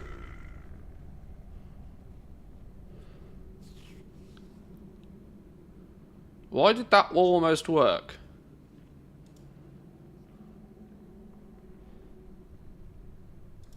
Oh god damn, I was about to give up on this and then that almost worked for some reason. Student have aggro and he was just doing bits? All on the other attempt, Student wasn't tanking the boss. Maybe. Student do student things.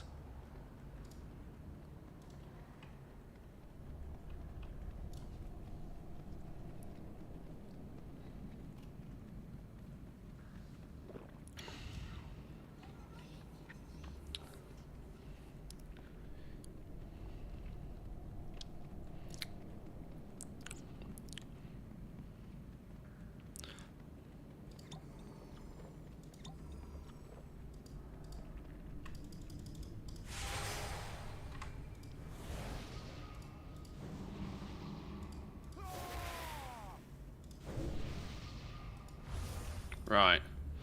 I then am going to stand as far away from this dude as I possibly can, To have come this far, whilst still getting to him. you will make worthy. I'm going to blow cooldowns What's your step?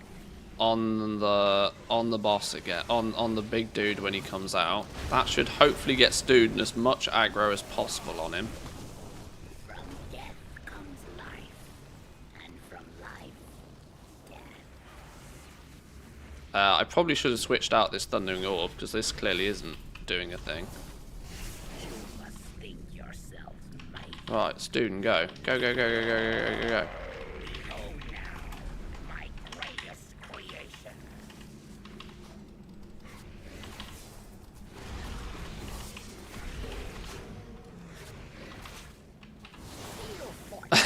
I was doing my thing, look. I was doing a thing. Okay, okay. Go on, student. Go on, student. Go on, student. Run the fuck away. Oh, student did it! Go on, student. How the fuck do I undo this now without dying?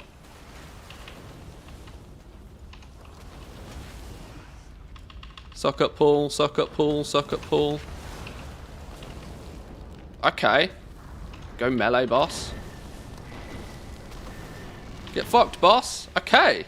Okay. Okay. So, we know it can do.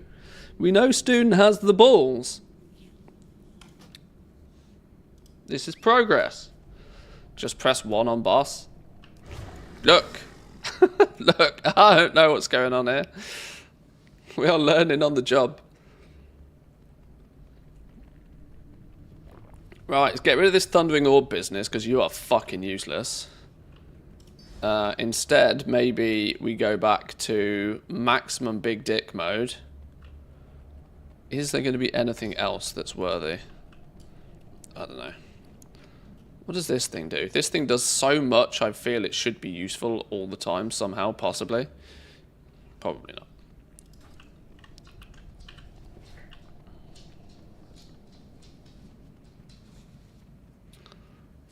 Okay. Progress is being made.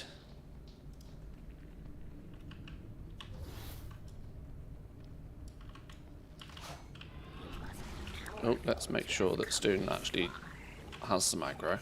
Yes, you will make worthy test subject. What's your step?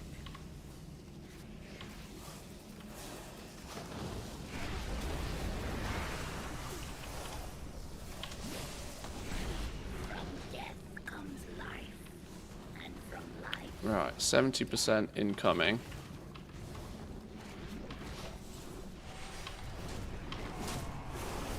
You must think Where is it? yourself Alright, go, go, go, go, go. how little. Behold now, my greatest creation. Student, get the big dude. There we go. Right. Mind control comes out. Feel fortunate. Being mind controlled. Sucker pull. Sucker pull. Keep juiced. Keep juiced. Sucker pull. Student do student things. Run the fuck away. Oh no, run the fuck away was the wrong play. Run away was the wrong play. Sucker pull. Okay. Okay, he died, but so did we. Stacking the ambers when they die allows you to suck it up faster.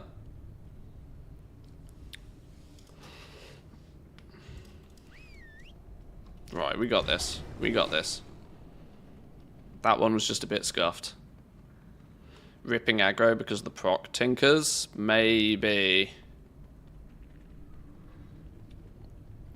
This is why I need student to do maximum student things on the monstrosity as fast as possible.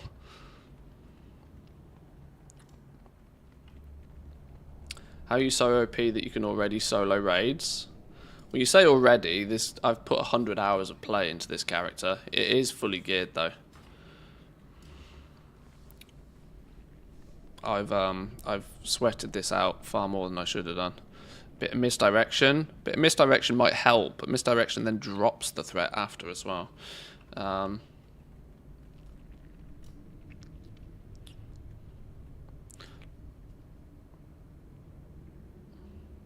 Lower the boss health points to 1% and then kill the golem once it phases. Student will finish it off. Also, don't kill the big golem. No, I don't think that's... I gotta kill the big golem. Gotta kill the big golem that comes out. I can't take the boss down to 1 because he gets a 99% damage reduction debuff. So, that's not the play. 25 seconds on this comes off cooldown.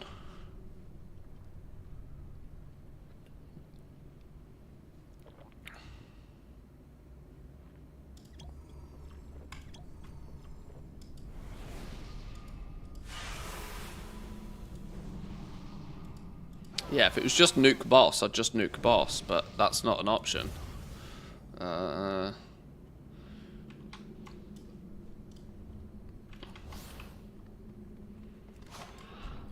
Right, if the dude comes out that side, it means I want the pools over here somewhere. Relatively far away from where the monstrosity dude thing comes. I want these over here so I can quickly stand and absorb them while student does student things. Then once the monstrosity is down, we should be at full juice and be able to just go melee the boss and win. I think.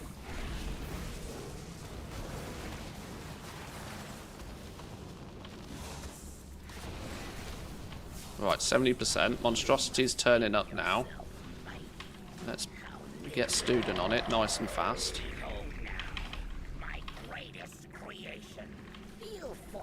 Reshape's coming in. I just now have to wait for student to do student things. The student lost aggro instantly.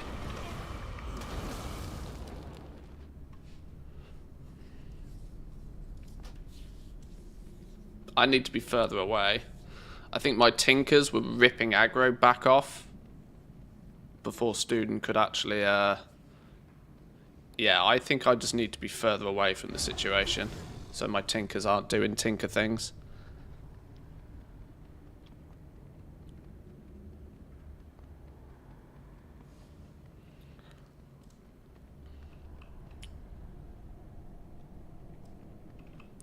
I heard you like Amber achievement for the boss. People did a lot of figuring out on soloing this boss. Killing the monstrosity is the way to go. Okay. We've got to kill that monstrosity then.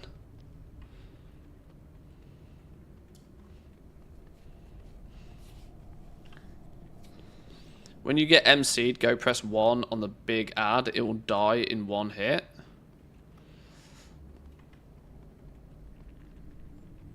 Would I not also die in 1 hit? Is that not the point? Is that not the problem with that?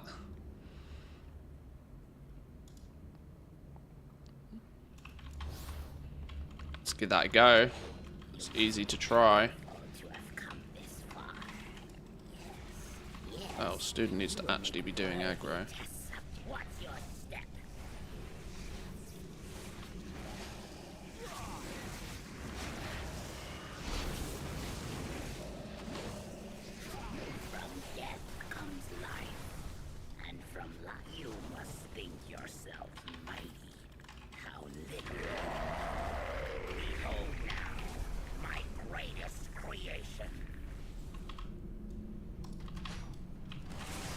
Right, I'm going to get gooed in a second. Why am I not getting gooed all of a sudden? Why am I able to just stand here? Is it because I'm far enough away? Is that literally the trick? Just get out of range of this dude and he doesn't do a thing. Reshape life didn't kick in then until like 10%. Get fucking wrecked. Get fucking wrecked.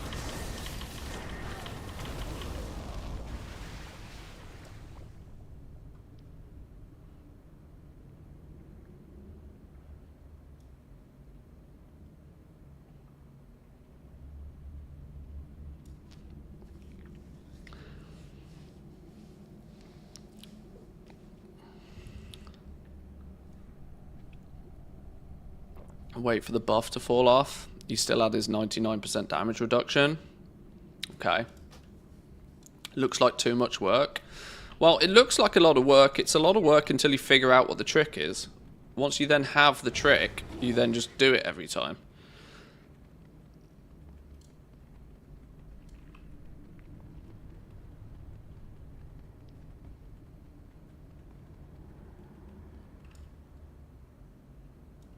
One will drain your energy, just suck up more goo if you need it.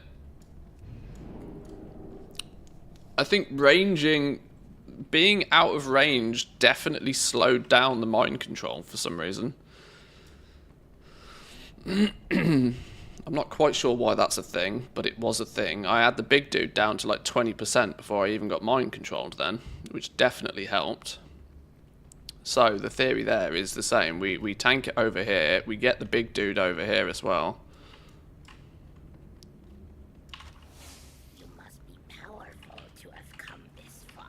Over this way. Over this way. Yes, you will make worthy tests of what Right, now you go to town. We'll be over here, please. I want my living ambers over here if I can. Big dude comes out. We switch to big dude. No, don't fucking come over here. You're meant to be over here, you donkey.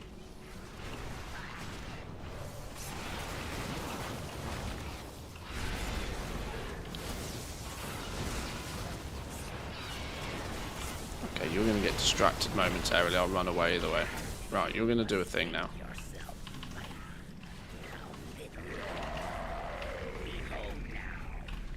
Alright, if I get the fuck out the way.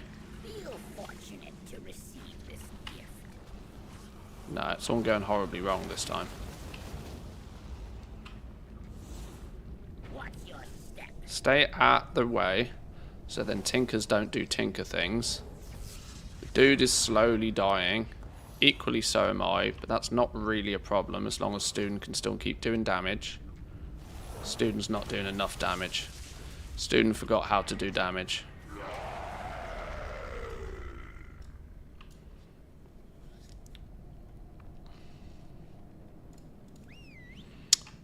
We might have to go misdirect. How do I get a point into misdirection? Hang on, why am I on AoE spec in the first place? Let's fix that real quick. Just realised. Can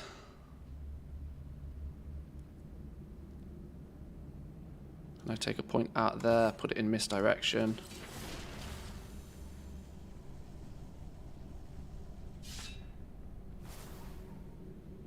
No, hang on, that's flipping counter shot. What am I doing? Well, I need to go through counter shot to get to misdirection. Let's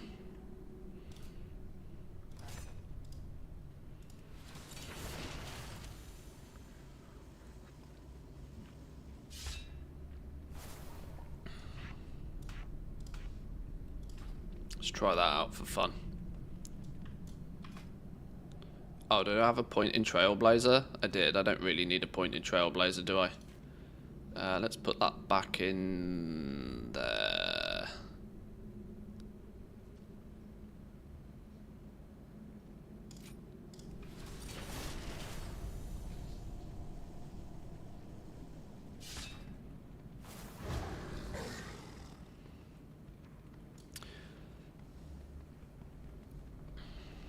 You can press 1 on the big guy as well. During this phase, you'll have enough energy for the boss after P2 cast. There's an 8-second cooldown on the 1 button, I think, though.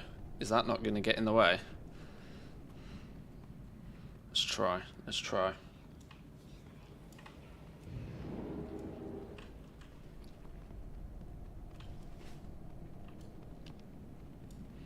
Like I said, I do kind of somewhat already think this is way too much like hard work for me to bother with, but if we do figure out something that just works and it takes maybe 2 attempts, then maybe I'll stomach it. But let's You must be powerful to have come this come over this way. Yes, you will make worthy tests of what's your step.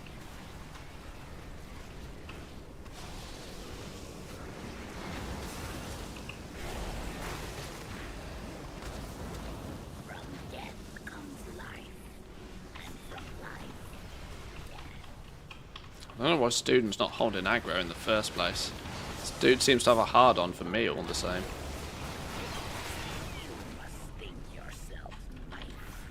How little. Behold now, my greatest creation.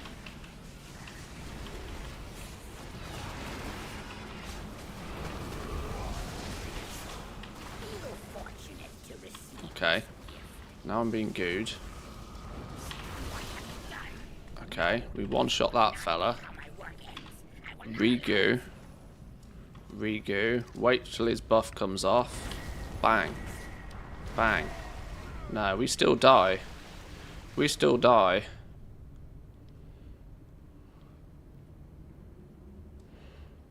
I don't know how the hell you do this. I don't know if you can. I don't know if you can. Even if you get mind controlled, you might not be able to actually do it. I think by proxy of being mind controlled, you are just GG.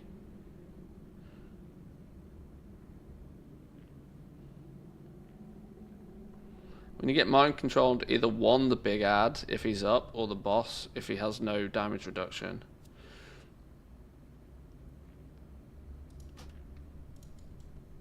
I think if we get mind controlled, it's GG, because the second we come out of mind control, it kills us.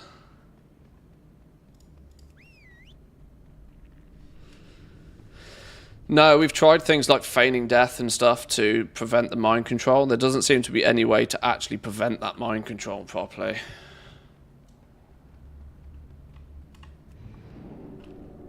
The only way to counter the mind control is to get out of it properly. Which seems to be break free.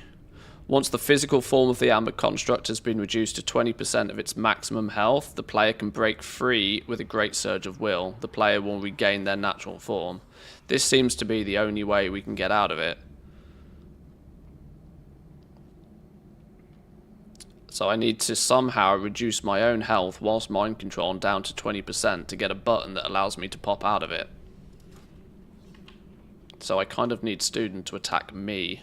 After the big dude is gone, I need Student to attack me and not the boss, if that's possible.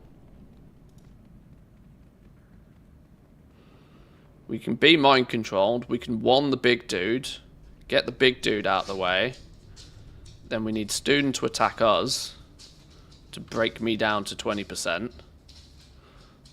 Doesn't the one ability give me like a huge amount of health though? Amber Strike. The construct inflicts a shitload of damage. Amber Strike also destabilizes the target, increasing damage taken by... Okay. So no, there's something that gives me a shitload of health. A transformed player consumes a pool of burning amber left behind by a defeated amber. The consumption restores 20 willpower, but also bolsters the form, increasing its health by 9.7 million. So I actually need to not consume amber if I can get away with it. Precipice of Madness down to 1%. That's clever.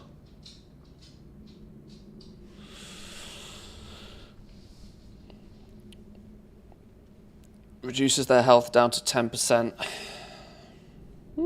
Maybe. I have a plan. I have a plan. Let's give this one more go. I have a plan. Powerful to have come this far. Yes, you will make worthy test subjects. What's your step? Right, I want the pools over here. Need to remember for Student to do Student things. Comes life, and from life, Right, big dude's coming out now. yourself mighty. How bitter. Behold now, my greatest. I want to be behind the big dude, preferably. Student, go do Student things.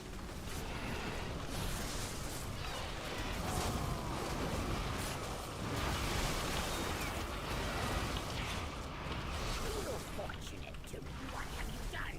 No. Okay. How my work ends. I will not allow. Student, attack me. How do I get Student to attack me?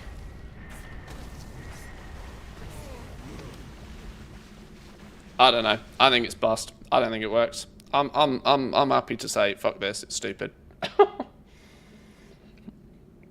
I'm about to say it doesn't work. Student's getting dismissed when you get mind controlled, and the things tanking the boss are your dire beasts. That could also be it. I think it's about safe to say that this boss is a shit show. There's probably some cheese for it, but I'm probably not the person to find it. We seem to be getting sort of close there, but I can't seem to figure a way to get out of the mind control without dying. So yeah, you need old mate you down before you even mind controls. I guess that could be the only thing. The big dude, we got him down to like 15% there somehow. But yeah, it's odd. Right, I'm going to take a quick bathroom break and I'll be back in 2. And we'll try the next one, I guess.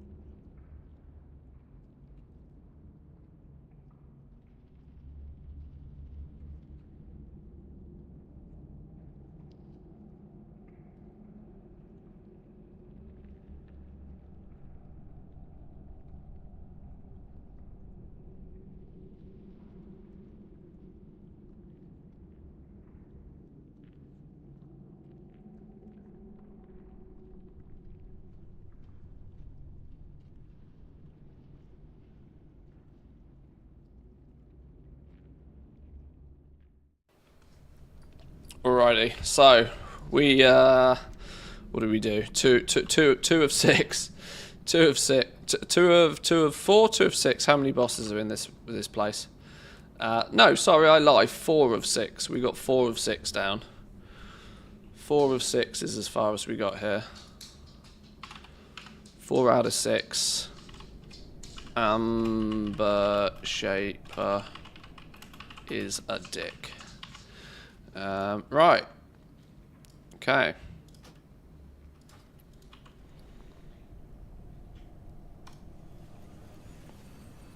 Yeah, of course. Obviously, taking somebody else is the way to do it, but from the perspective of solo, because what I'm trying to do, the grand goal of this little test today, more so than anything else, is now that I've got a fully geared character, it's to figure out just what is perceivable every day, and then go do it. And doing it without the need of anybody else at any other point. Now, of course, I have streamer privileges, right? I can quite easily just, take somebody with me whenever needed. But, if you've got an hour, if you've got an hour to spare, what normal bosses, what normal raids can you go quickly solo, get some quick bronze from, and then log off for the day sort of thing. Right, let's get... We at least got 2,000 bronze from that, so it's still kind of somewhat similar, somewhat worth. Actually, what did we get by nuking all of this as well?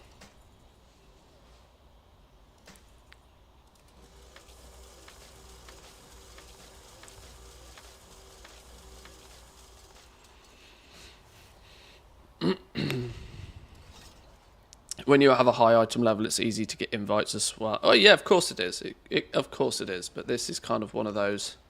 It's fun to try and figure out how to solo shit kind of experiences. Let's put my tinkers back to roughly some sort of normality. In fact, that said, hailstorm is always fun. Meteor storm is always fun. Brittle is always fun. I might just leave these as they are. I might just leave those as they are. Right, next one. Oh, okay. Where are we going now? We are going... Terrace of the Endless Springs. Terrace of Endless Springs, I should say. Where even is the entrance to this? It's there. It's in that weird kind of no man's land, isn't it?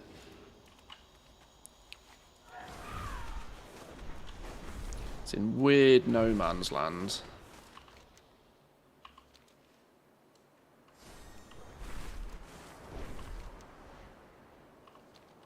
Which is somewhere around here. Somewhere around here, I don't know where it is.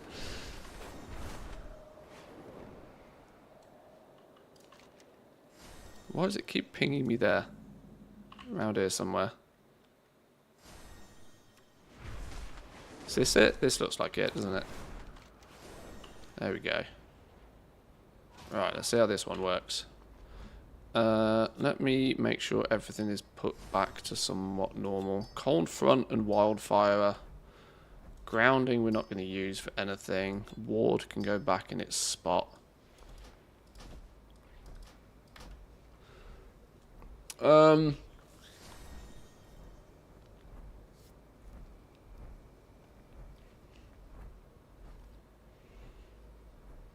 Victory fire is kind of fun. Alright, whatever.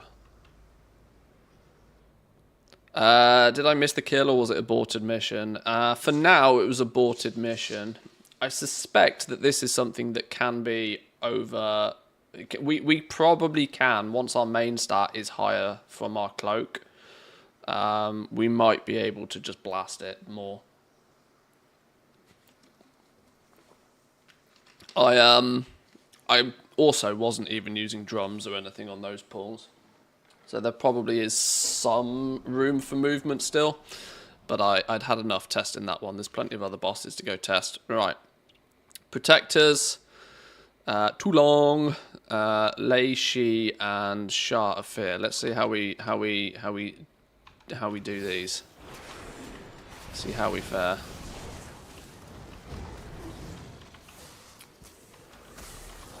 A bronze count 8 to 80. 80 to 80. 80 to 80.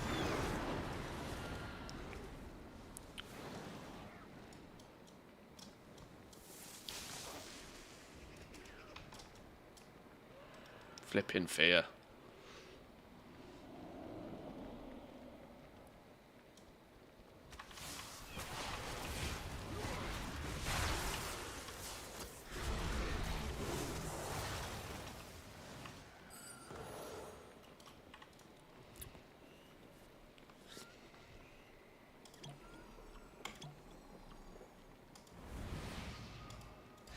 Terrace was not meant for your kind.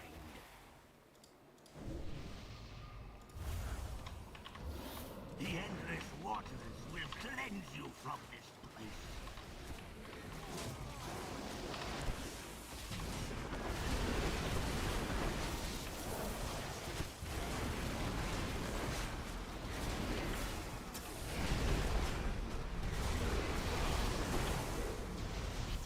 That stun's not fun, is it? I've blinked out of one stun into another one. Great.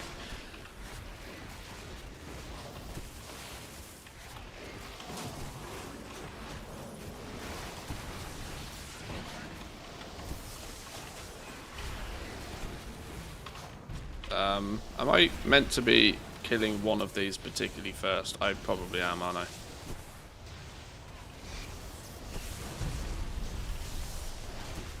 Or just nuking them all down somewhat at the same point.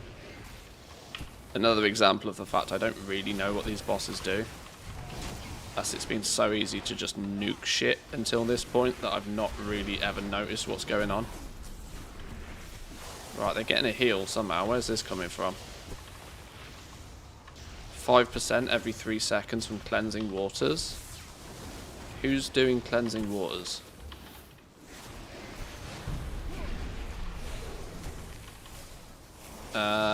Elder is being healed by Dispel, is being healed by Dispel. The left one is doing the heals. Okay, so we take the healer dude out first.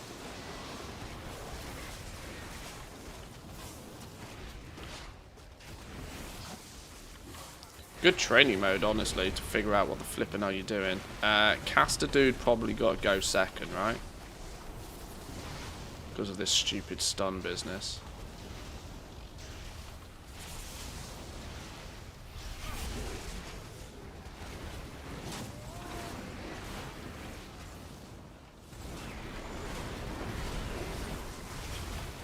Alright, get you gone. And then kill this dude third. This does a thing. I don't know what happens if you're in the thing, but Everybody pulls him out the thing.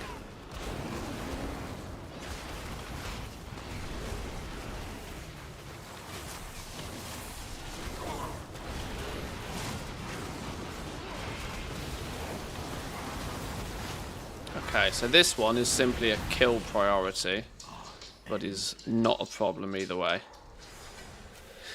Kill the healer, kill the caster, kill the dude with the sword, okay?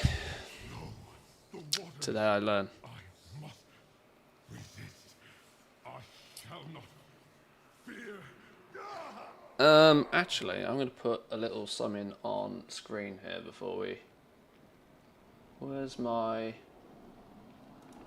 What's that one?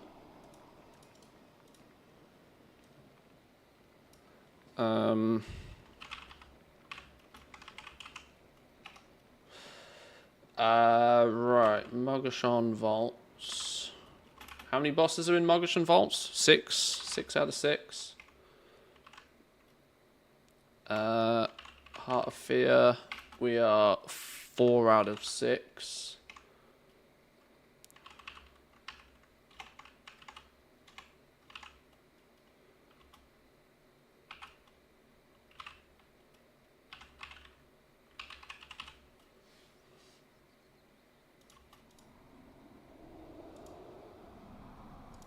That on there.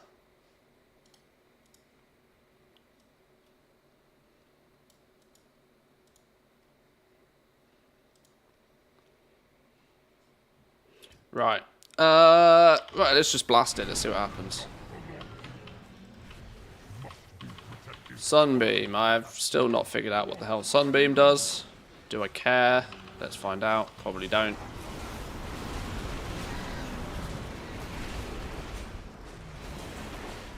Not standing in something that looks like a swirly, probably a good idea.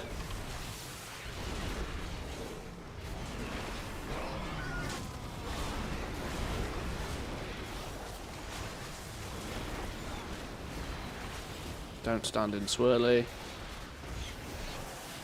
Okay, well, you're easy sauce. Okay. First two, GG. The Sunbeam is what removes your stacks. I didn't even notice what stacks I had. I don't need to know the tactics anymore.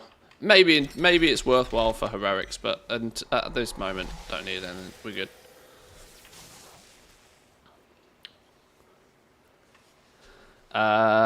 Next boss is a kill before he transitions, or you will have to keep the boss alive with heals. Oh, I guess we killed it before transition. Okay.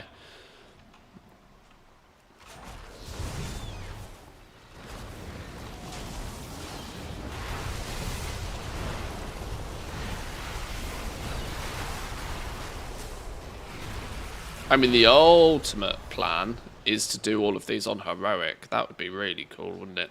Then I probably will need to figure shit out and not just nuke stuff.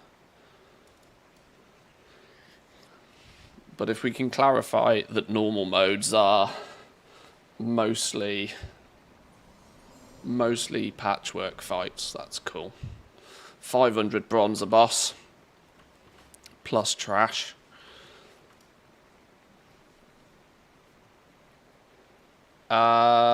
I should spec into Barrage for this, shouldn't I? Oh, okay, too late. I've just realised I should probably spec into Barrage, because otherwise how the flipping hell do I find her when she disappears?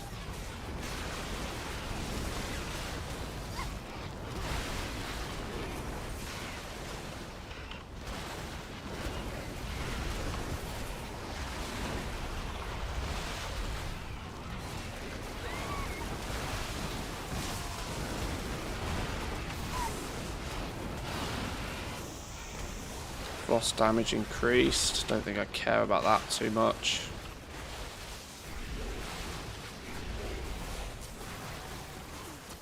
Unless it gets a little bit out of control.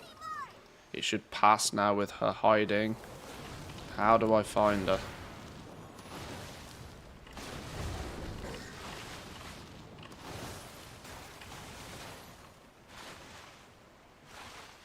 Are you around here somewhere?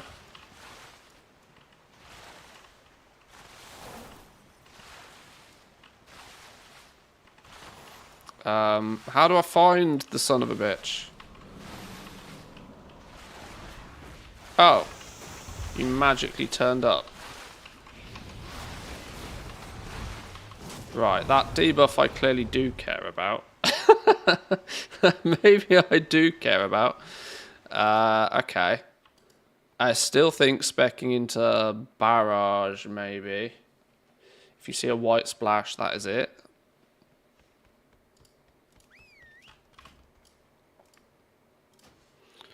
Oh, can't do whilst bloodshed's on cooldown. Flipping hell.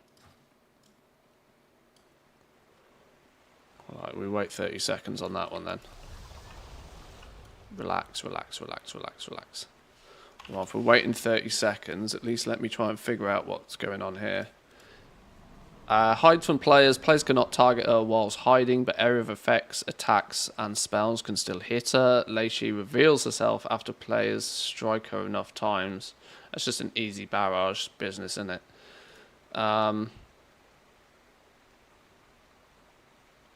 Increasing their frost damage taken by 16% for 10 seconds. So if I'm going to avoid the sprays, GG. So just keep running. Keep running, avoid this. Keep running, avoid this. Spec into barrage.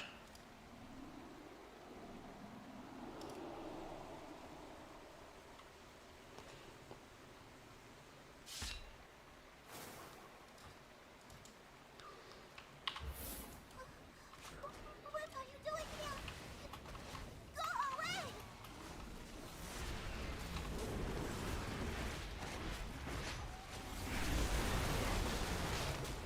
We do all the hops. We circle and we hops.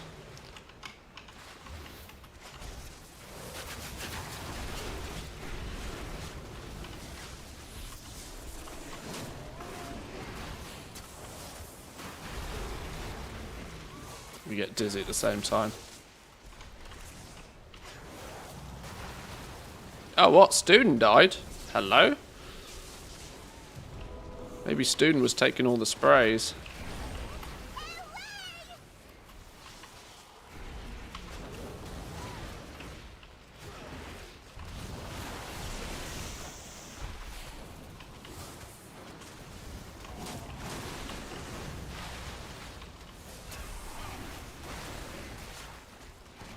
She hasn't run away yet.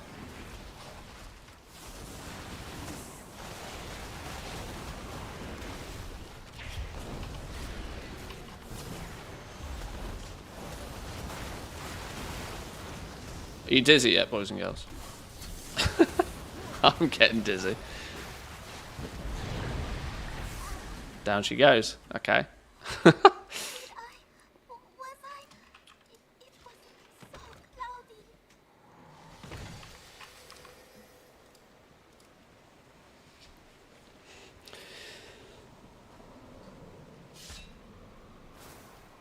Okay. Right. Last boss in here then.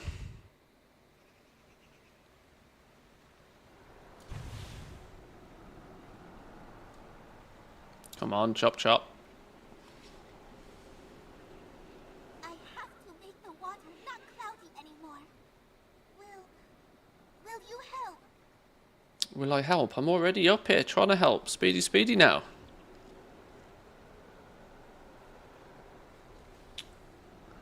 What item level are people getting into raids with? Heroic, Siege of Orgrimmar. You can probably get into a group at about 370. You are likely going to either need a lot of higher level people at that point though, or you're going to need to know and do mechanics. My recommendation is 400, 420 honestly, if you are looking to just like blast it. Alternatively, yeah, just put the group together yourself. The issue is going to be with all of this is that the required item level is slowly going to creep up and up and up as more and more people get higher and more people realise that you can just dumpster it with enough item level, and so they'll just start requesting higher item level for you to even join. But 370-ish is where you can start thinking about maybe doing some heroics. But I would still probably say at that point you are better off just blasting a normal. because the last thing you want is to get halfway through a heroic and then it to fall apart, because then you've tanked your lockout for the day. You want to make sure that you're doing heroics when you are more than comfortable to do them. If in doubt, do a normal instead, would be my advice, really. It's much better to dumpster a normal mode and smash your way through it than it is to get halfway through a heroic and then have it fail. I have no idea what happens here either. Let's just let's do normal things. Let's just smash it and see what happens.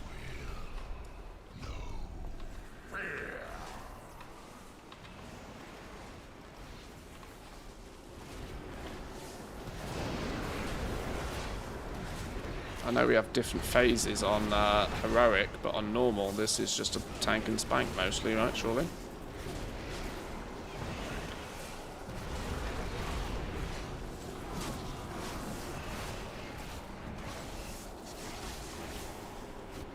I'm gonna flat out ignore whatever they are, and we kill boss.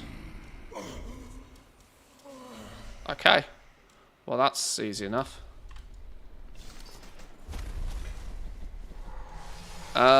Cool. Well, Terrace of the Endless Springs is a cakewalk then. Only one slight thing to remember is that, you know, maybe don't get hit by spray on boss number 3. But other than that, 4 out of 4 easy mode. 4 out of 4 GG. Now. Now, Throne of Thunder. Throne of Thunder, old buddy, old pal. Throne of Thunder, old buddy, old pal. Oh, we didn't do the bronze thing. I didn't track how much bronze I got from all of that, did I? Well, obviously, boss, boss, boss, and boss.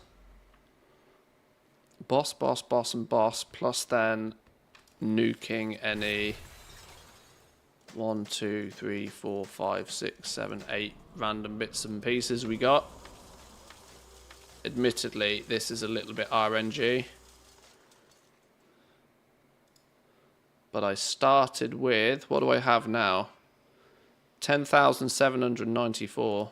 10,974 minus, what did I say I started with? 8,280. 2,694. 2,694 bronze.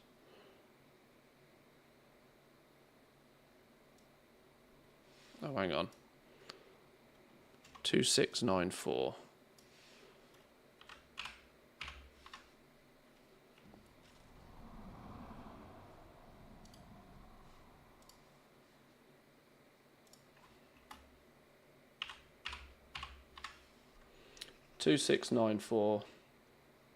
Margashon Vaults, we got 4064.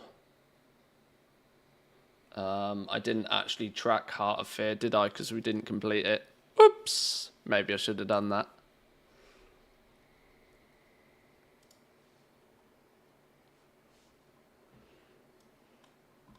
All right, let's see how Throne of Thunder's gonna hand my ass to me. Yeah, soloing Dark Animus. I don't know how this is gonna flipping work. I have a suspicion that might be problematic to me. Since normal groups fall apart by themselves, I'm not entirely sure a solo option here is going to work very well. Turtle, Student, AoEs them down. It's probably going to be alright. Yeah, if Student can just... Yeah, if we can just blast, maybe. Let's find out. Let's get over there. Press X to doubt, yeah. Pumper groups 480 item level only. I mean, that will happen before too long. Because, you know, give people enough time to get 476 item level. Why would you not try, you know? This is the thing, right? If you want to just go through and dumpster heroics as fast as you possibly can, you take as geared people as you possibly can. You take people with 476.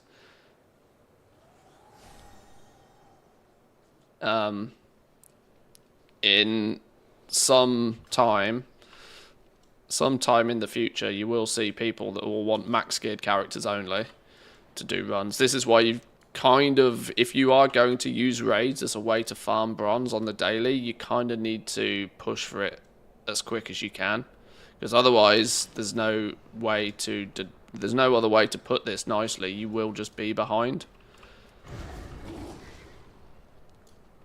and it'll be, you know, your normals you might find easy to get groups in, but then your heroics will start getting sweaty, and, you know, gamers will do gamer things.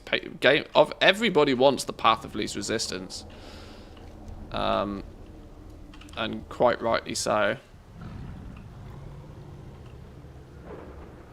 Has there been developed a meta bronze farm yet?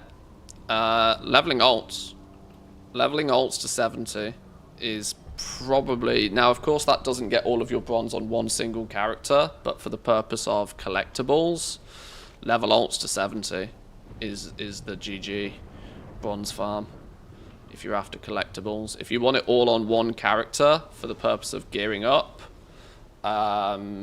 you want to get your daily quests out the way, get your daily quests and your first time run completions done, then prioritize normal mode raids, or as higher difficulty raids as you can comfortably achieve.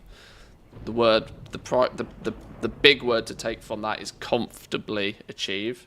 You are better off doing a normal raid and blasting it than you are doing a heroic raid that has the chance of failing, because you don't want to get 2 bosses in and the group fall apart because 4 people were brought along who are fresh 70s, for example. It's much better to blast a normal mode. It's 500 bronze per boss on a normal mode, 750 per boss on heroic. So, you know, the extra bronze is definitely worth it if and as and when you can blast heroics, but do a normal if you're in doubt. As many bosses as you can kill every single day. If you're farming threads, killing the world bosses is a good thing to do. The TLDR is just play a lot. The best way to make bronze is just to play a lot. Everything you do is going to give you some bronze. If you do a little bit of everything every single day, you'll have a lot of bronze before you know.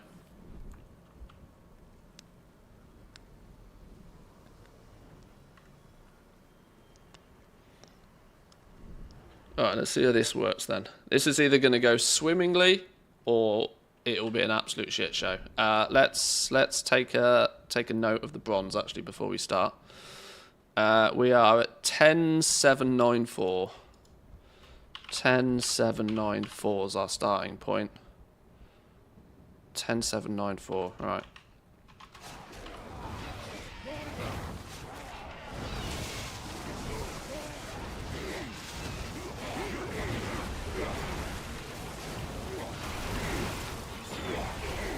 There's a lot more that can and probably will go wrong in this one.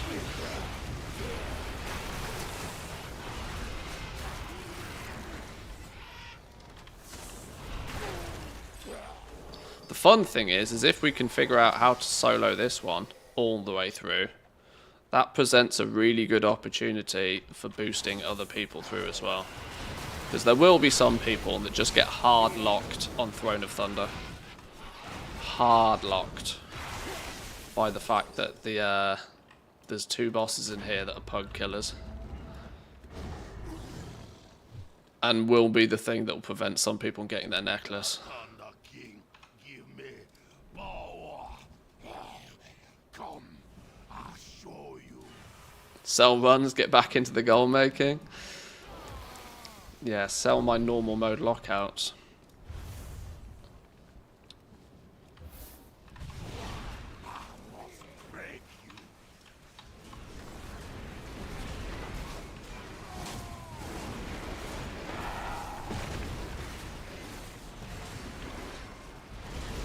I don't think I really need to run from this, but I'm going to run from this because the game tells me to run from this.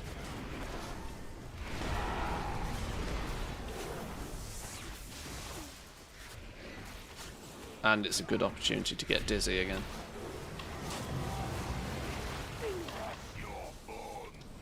What was this? We got an achievement for something. Cause two to collide? Oh, clever.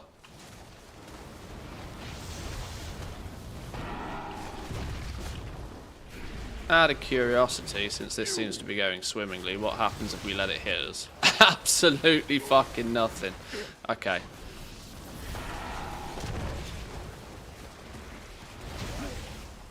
Okay, that's fine then. Absolutely nothing. That's a freebie boss then. What level do the raids open up? 25 for Mogashon Vaults. 35 for Heart of Fear. 40 for Terrace of Endless Springs. 50 for Throne of Thunder. 60 for Siege of Orgrimmar, I believe. If I got any of those wrong, somebody will tell me. Somebody will tell you. Do I have to kill these ads? I don't know. We got to kill you.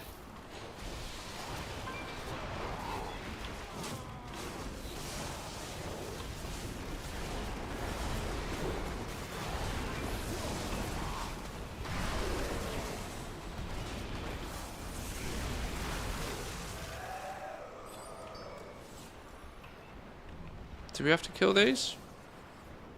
I think we do.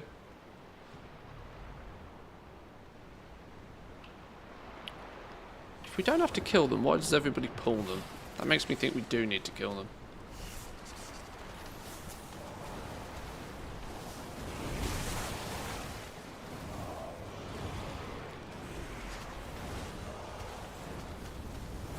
No need to kill them, they just have a large aggro radius. Oh, is that what it is? Okay.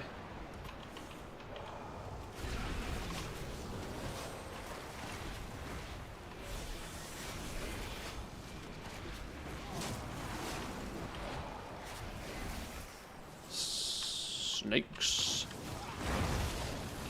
Slimy boys. Slithery danger noodles.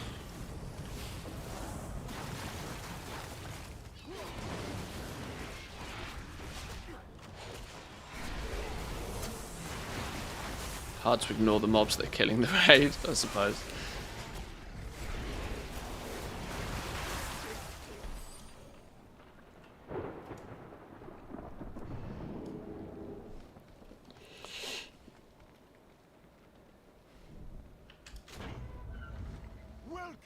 Yeah, if you're not sure of whether you can do a normal mode raid, you just check whether you can do it on LFR. If it's available to you on LFR, you can do it in normal. You pull them because they're annoying and they'll always aggro on somebody behind you. Yeah, that sounds about right. That sounds about right. Right, are we going to have to do much of anything with the ads that turn up here, do we reckon, or can we just absolutely nuke his ass? We will always try the Zerg kill it tactic first. And if we encounter any issues, we fix them. We'll fix problems when they become problems. Until then, we kill things. The easiest strategy doesn't work, we'll try something more fancy.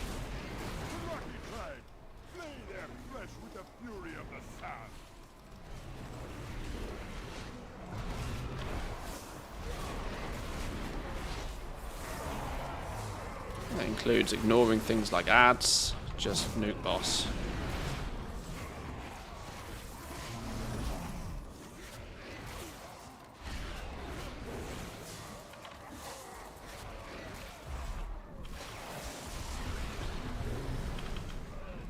Student can do student things on the ads though.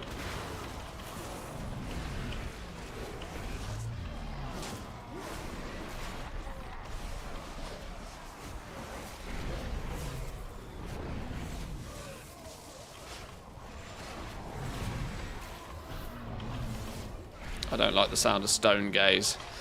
That sounds like an immobilization ability.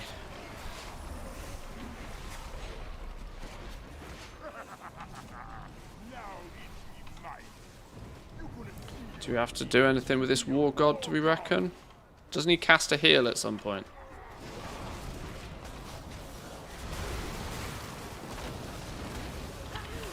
I'm pretty sure he casts a heal, which means I'm going to get him gone. Can't heal if you're dead.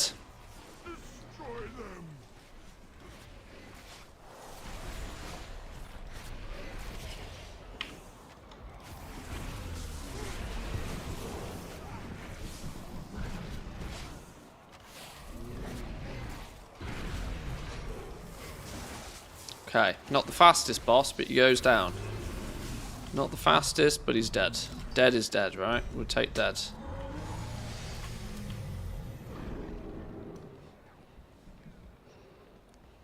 Just ignore him.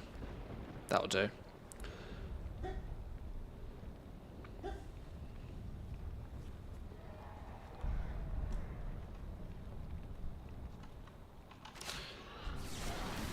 We didn't have quite so many skip lords who insist on skipping everything possible, even if it bites you in the ass. I hate this skip mentality, right? I'm of the opinion that if trash is there, just kill it. It's quicker to just kill the trash and move on with your day than it is to risk somebody pulling it and it causing a wipe 10 minutes down the line, and then having to wait for everybody to run back, and then having some people disconnect and leave and all sorts of stupid stuff.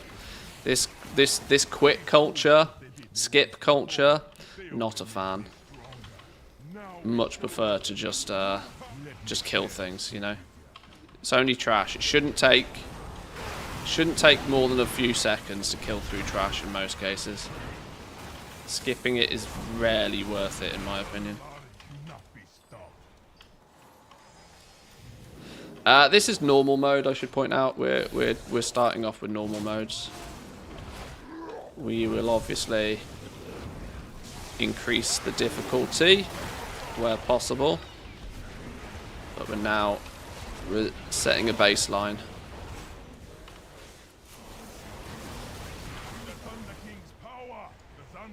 The fact that these things respawn is also going to annoy me. Don't they constantly respawn those? What's the crack with these? Why do they... Do you just have to kill them a second time? Are they gonna shut up now? No, see, you've come back again already.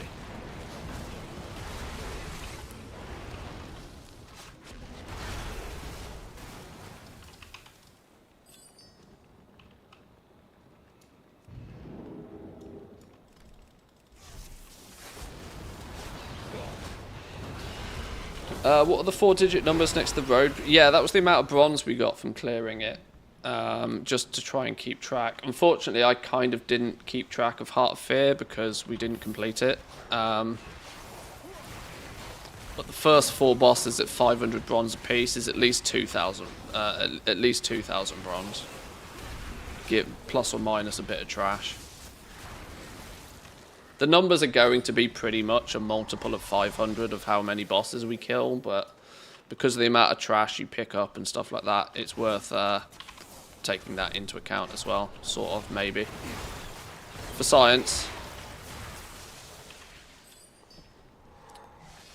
It's called C soloing raids. What item level do you think you'd need to solo those, or does it depend on the class? Tanks are going to have a much easier time. Tanks are going to have a much easier time with this because tanks quite quickly get to the point where they practically don't die, and tanks also doing remarkable amounts of damage in this mode. So tanks will get there quicker. A class that has a tank spec will be GG quite quickly. Being a hunter, being a DPS class, hunters also are historically pretty good at soloing things, but I would also point out that BM Hunter doesn't really seem to scale very well as compared to some other classes. Either I'm doing something very wrong, or it's just that hunters are not scaling well. Both possibly true, but quite a lot of people, when they get gear capped, are doing like 4 or 5 million plus single target DPS like almost instantly, because all the tinkers and stuff scale better. Right, this boss, there's definitely a priority thing here, isn't there? High Priestess, do you go down first? What's the plan with this? Some of these go down faster than others. Throne of Thunder starts giving you 750 caches and even 1250 ones. Yeah, it's 500 per boss minimum. It's like napkin maths. But there are a few more. The end bosses and the fancy, annoying bosses tend to give you a little bit more. Nuke the one that's basically in shadow form. Switches during the fight. Okay. We just fuck things up, I suppose. Student get aggro, and then we just nuke them. Rooted for 28 seconds. That's clearly not good, is it? Luckily, we have a blink. Student, can you grab this, please? Muchos gracias. How do you know which one's in the fancy form? I'm confused. Is it when you're in like shadow form like that? We take a fuckload of damage in this one. What's going on here?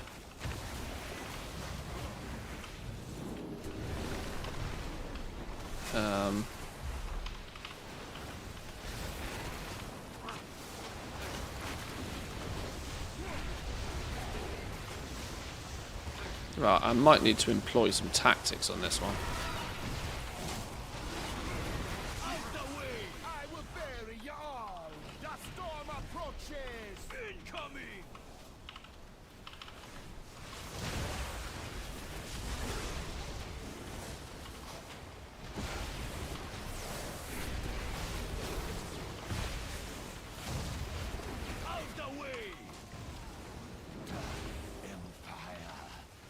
Right, just get them gone one at a time, I reckon.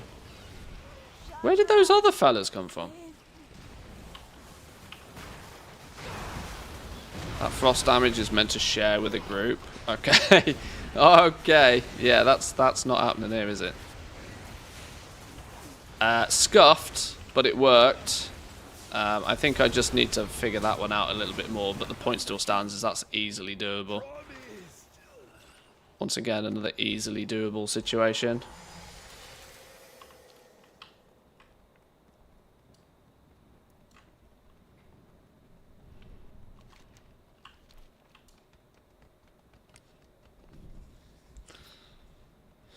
BM's relying on Pet's janky AI.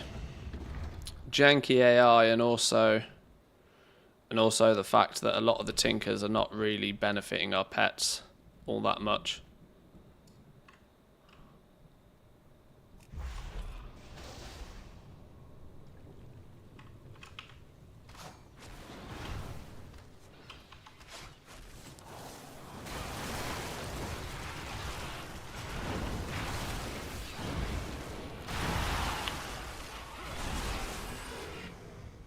Now, are you going to be stupid and going to get stuck on the ledge again? Oh, you made it down that time.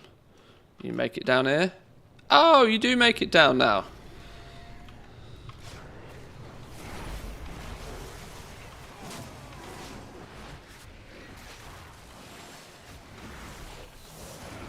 Oh shit, I've pulled the boss. Alright, whatever. I've ninja pulled so many bosses in the last week. So many bosses.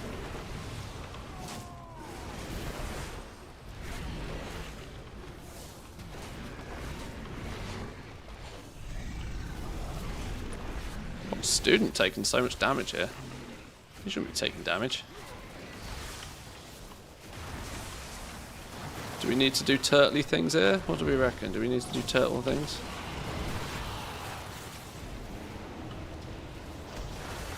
Kick it back anyway. I don't know if we really need to. Can't target the damn thing. More bats. Let's kick this one back at him too.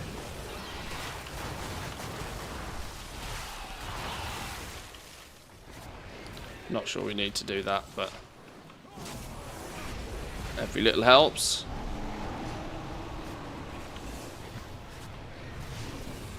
I think some do because Ox statues procking tinkers.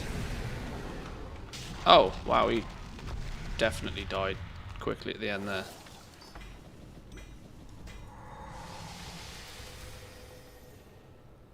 Okay, what's that? 4? 4 down? Oh, this next dude is going to be a pain in my asshole. Not to mention I have to go ding on the dings, don't I? I'm responsible for dinging the dongs. I can't even remember where half of the ding dongs are. This is another one of those things I tend to just let the group do it. Whoops. Can we sneaky down here? Of course we can. Disengage for the win.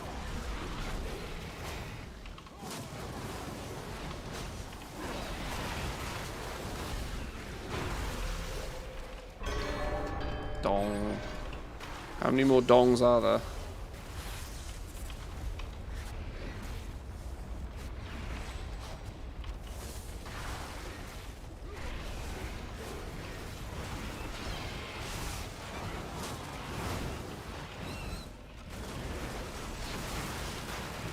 Let's kill all of this. I know in a regular run people just zerg their way through all of this, but let's is there another one down here somewhere? It's over this way, isn't it? Yeah, there he is. There's our Eternal Guardian. There's a Tinker that does no fall damage. Yeah, I think it's the Windrush one. I do use it. I still do my disengage trick just because I think it's sensible to not get out of the habit of doing that. Otherwise we'll go back to retail and I'll rely on that Tinker that I don't have and I will fall to my death. Yeah, okay, what's going on here? Can we chill? Oh my god, I died.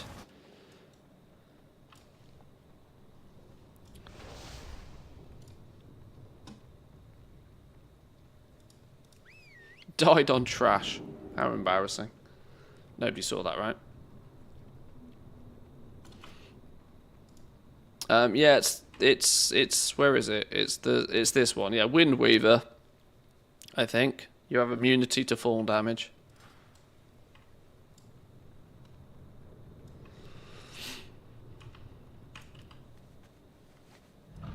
Or just trying to blink with every class. Yeah, letting go of blink is going to be hard. Yes, agreed. Letting go of blink is going to be very hard. Become a bit of accustomed to having blink, I must say. Did I ding this? I didn't.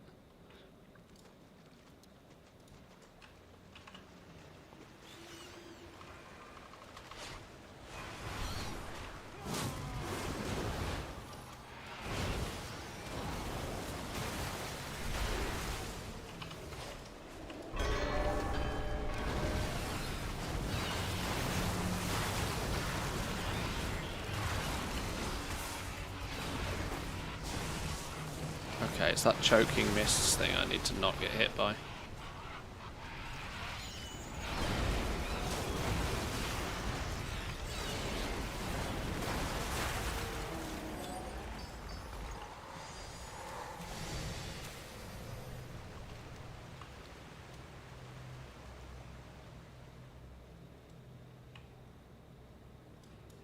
I think there's one over in this corner, isn't there?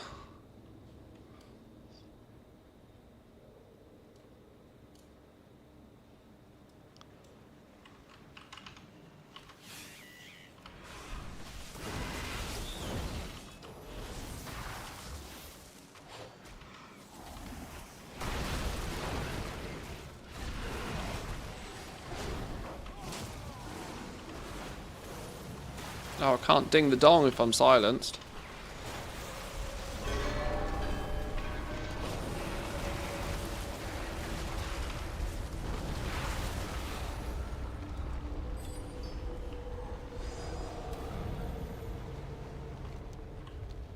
Right, I wonder how this one's going to go solo. This shouldn't, in theory, be much of a problem, right?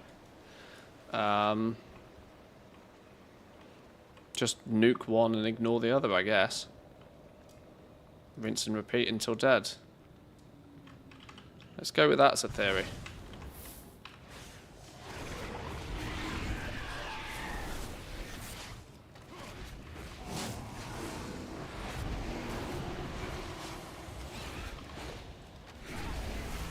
Nuke one. Ignore what else is going on.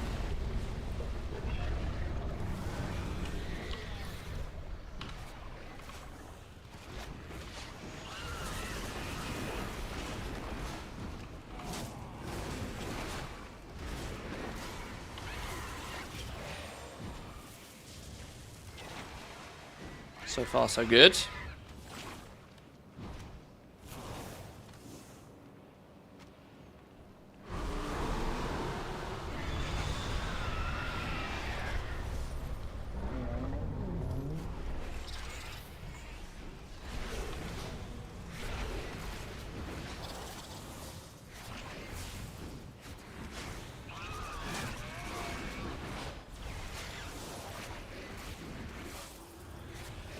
Now, I can't quite remember what the reason for only nuking one of them is. But it always used to be a tactic of that you nuke one and ignore the other. I can't remember why. It might not be needed. Don't they gain stacking damage buff or something if you nuke them both?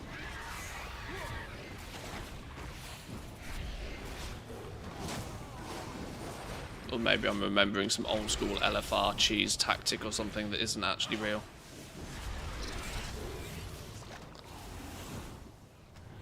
What spec or class is scaling really well? Casters seem to have had pretty good time of things. I'm not entirely sure why.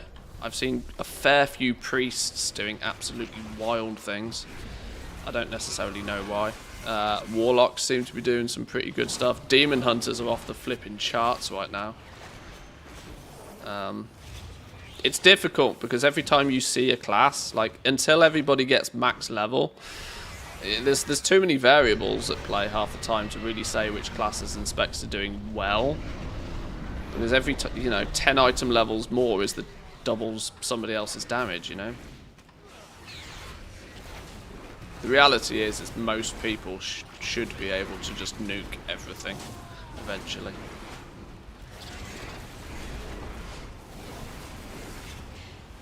Mogu, normal run up in LFR, if anyone needs it. In LFG, I guess you mean. Hop in Haley's group if you need a Mogashon Vaults run, boys and girls. Let's get some pumpers in there, make it easy.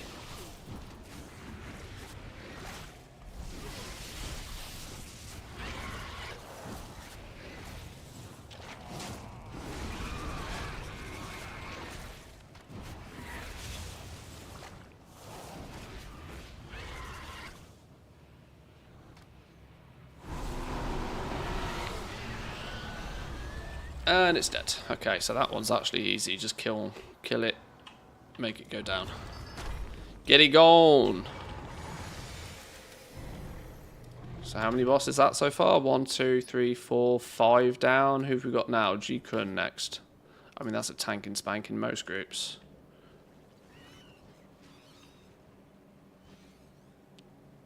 Oh, I've pulled some bugs. Let's get rid of these bugs.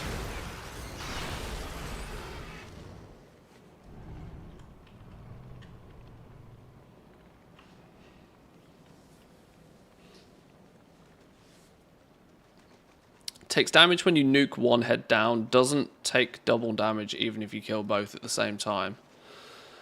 Okay, so that's probably why you focus on one and ignore the other. Otherwise it's wasted raid throughput.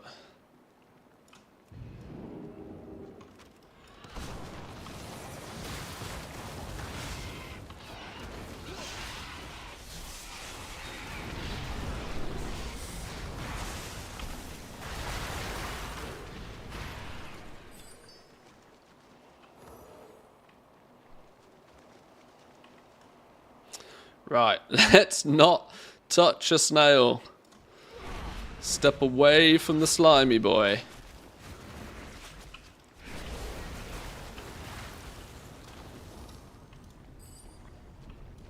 We don't want no slug kisses today.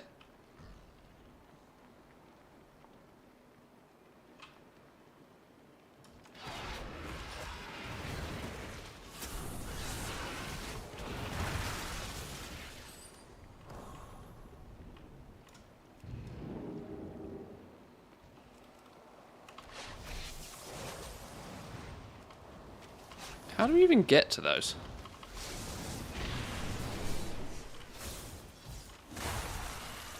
Okay, well, it's dead.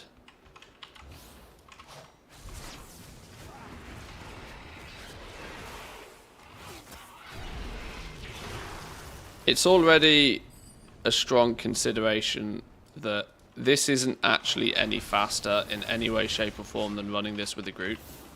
Even after I've done this like little testing thing. In fact, I'd go as far as to say it's going to be quicker and easier in a group if you can. But from a... if you do not have, you know, if you're time constraints or you cannot be bothered to put the group together, soloing does still look to be quite viable, at least for normal modes so far. There's only been one boss that's been a dick so far. And I hope it stays that way. If we can stroll through all of normal mode raids, that's just really cool. Right, I don't know what this Flappy Bird does, so let's just nuke him. Nuke until proven otherwise.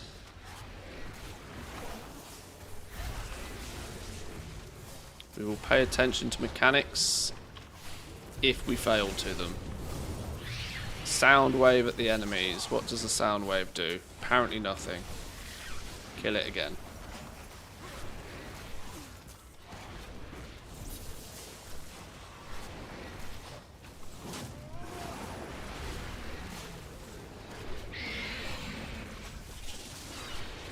Yep, sound wave appears to do nothing, that's fine.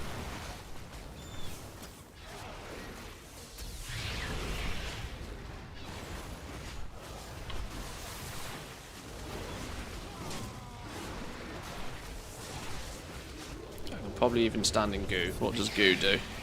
Bunch of damage per second, okay.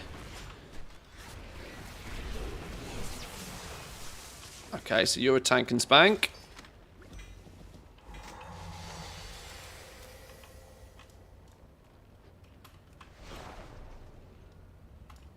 What's that under there? I don't know. Let's not risk it.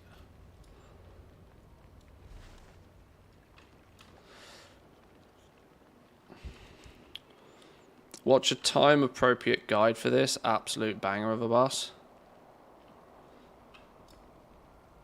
I vaguely remember doing it when it was back in the day. Right, this is where things are going to get spicy if things are going to get spicy. Because this boss is the is the first pug killer in here.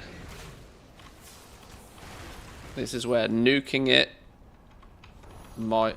this is where soloing this might not even work. I have no idea how this is going to work solo.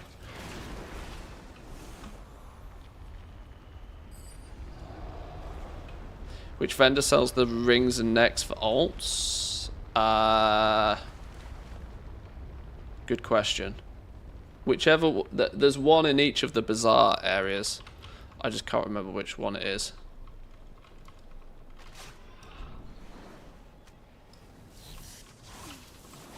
So there's one in each zone. Is it the gem vendor? The gem procurement vendor?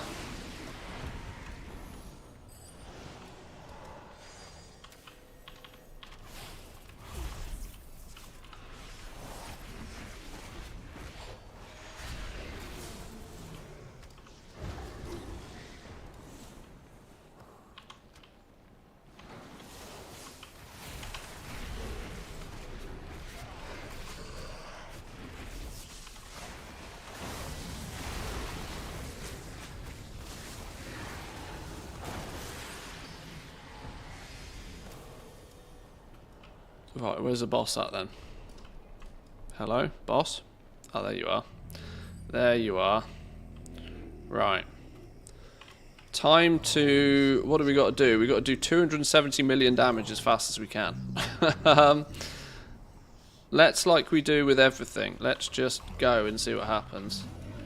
We can always try again.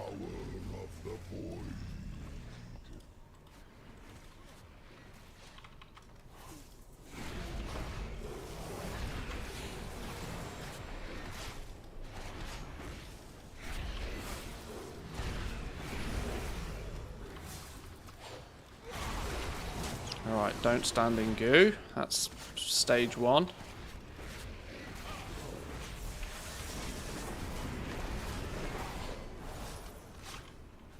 Let's not stand in that either. I sense that's probably a bad idea.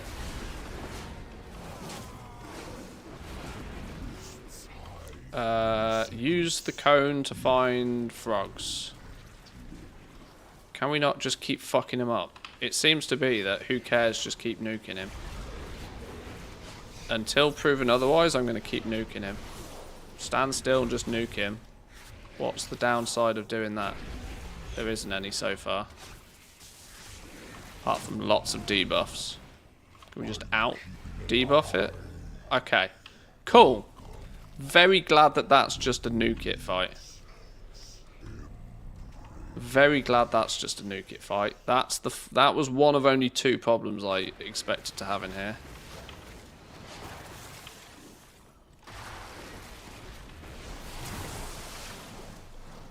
Can you equip the rings on a level 10? Oh, you can, yeah. They're account wide now. Took them a week to do it, but they're account wide now.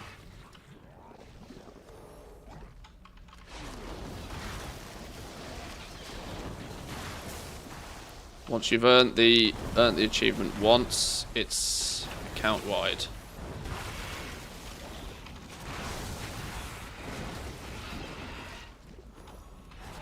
Boss sucks on heroic. Nobody has a clue what they're doing. Nobody had a clue what they were doing back on that boss back in the day. This is why it's such a divisive boss even now. I still don't have a flipping clue what's going on in that boss. I'm not going to claim I'm above everybody else. I've not got a Scooby. I know that you're meant to stand in something and slowly rotate it round to find hidden things and then delete them, but outside of that, my knowledge is very poor.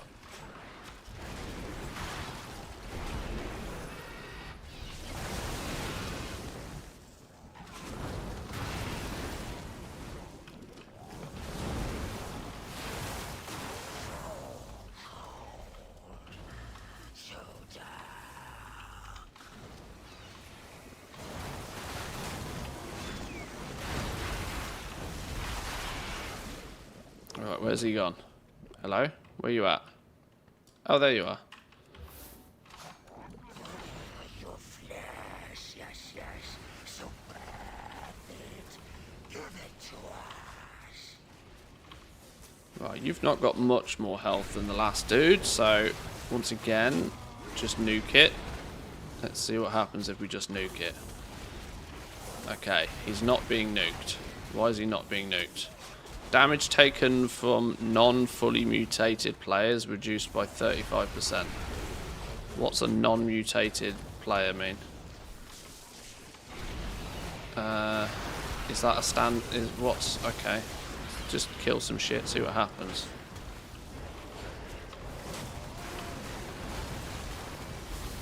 Non-fully mutated players. I don't particularly want to be mutated. What happens if I stand in this goo? All stats increased. Metabolic boost. What's his metabolic boost about? Increases his damage, attack speed increased, uses things more often.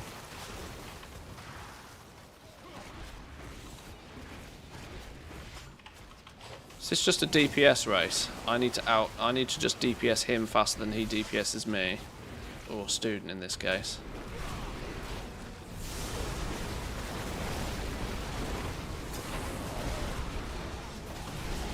Kill the small ones, take the red puddles for the mutation, but not needed here. So standing in these little red puddles does something, does it? Oh, what's this? Malformed blood. Bunch of damage inflicted. I don't know. Let's just fuck him up. That's the easy solution, just fuck him up.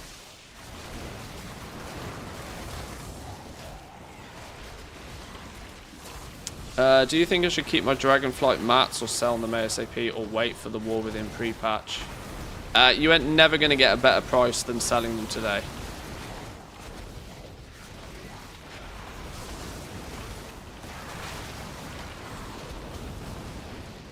Evolving? What are you evolving into? Gas bladder? Okay, you're dead. Yeah, if you have no need for the materials, just sell them. Sell them for as much as you can get. Quite literally, just sell them for as much as you can get. I live by the theory nowadays. Now, this not everybody will agree with this, but I live by the theory already of that you shouldn't be keeping materials on hand at any point ever anyway. Because the historical price of a material starts high and only ever goes down. So holding materials in hand for any duration of time is usually a net loss. The only exception to that is this kind of weird speculation pre-patch that ever sorts of happens. But that's one of those things where if you know what you're doing with that, you don't need the assistance of somebody like me telling you what to do. The general rule is do not keep more materials on hand than you have use for within a 7-day window, for example. Because next week they could be cheaper than they were this week and you're left holding the bag on those. So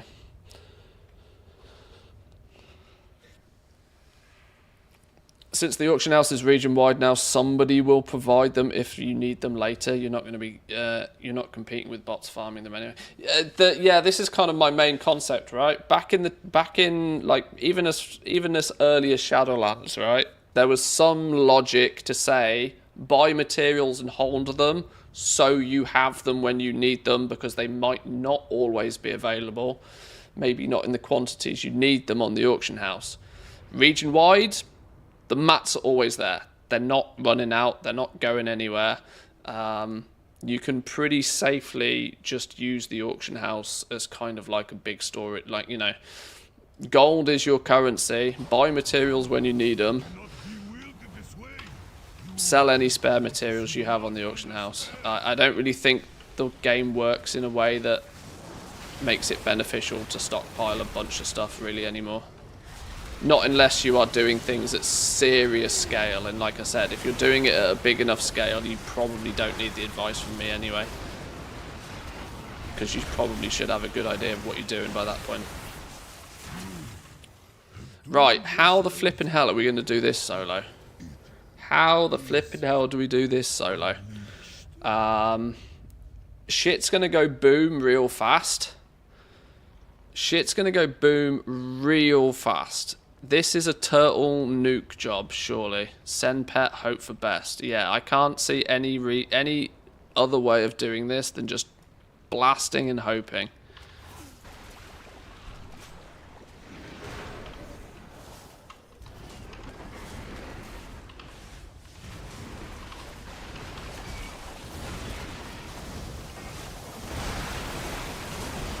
Yeah, because that's going to happen very quickly. Things are going to come to us very quickly. We need to chip them away. Turtle Thundering Orb. Thundering Orb sounds like a play. Reduces damage. Does a shitload of AoE. Bit of Thundering Orb might not be a terrible idea for that first pull. You need like 10 pets for this.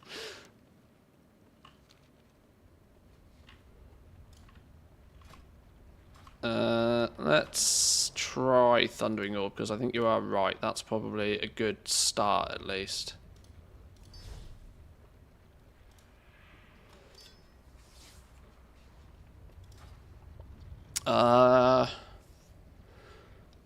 Nature damage to enemies within 30 yards over 4 seconds.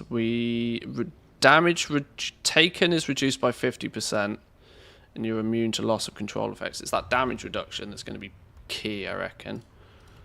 Okay, well, let's just give it a go.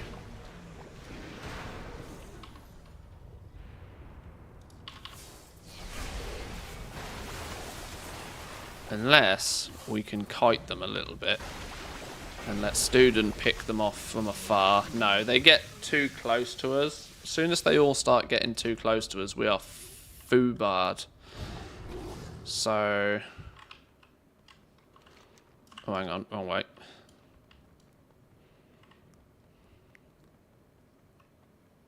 They get a speed buff as well, do they? Let's just see what happens if we let them turn up and we just Thundering Orb them. Do they just all melt? Can you turtle and then Thundering Orb? Surely you can't, right? Or can I pop Thundering Orb and then Turtle? Can you do both? Turtle first, you can.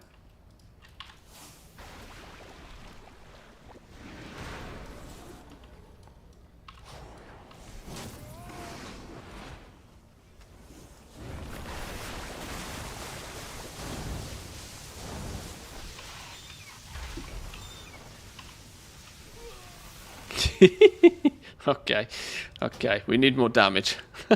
We need more damage.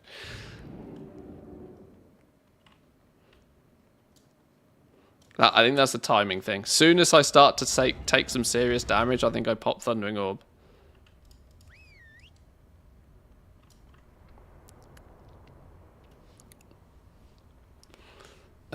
Let's. Oh, your pet's dead. Whoops.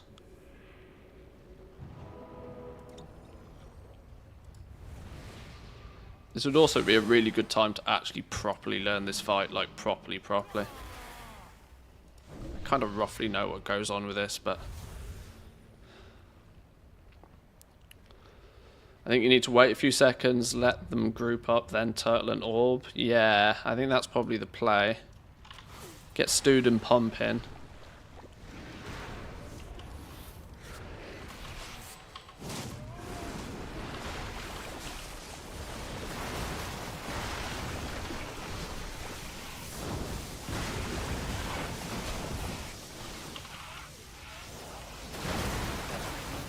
No, we still didn't even get them past half health. Still didn't even get them past half health.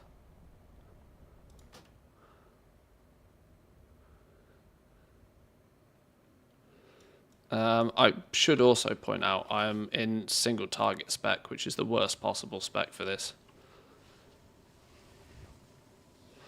Try Bulwark, it provides better armor shields. What's Bulwark do again?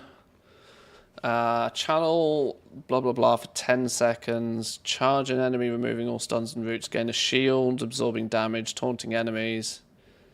Every 1 second inflicts physical damage to enemies within 20 yards, plus 20% of damage taken by the shield. I'm going to try this Thundering Orb one again, because now I've actually got Student doing student things. We'll try the Bulwark in a second.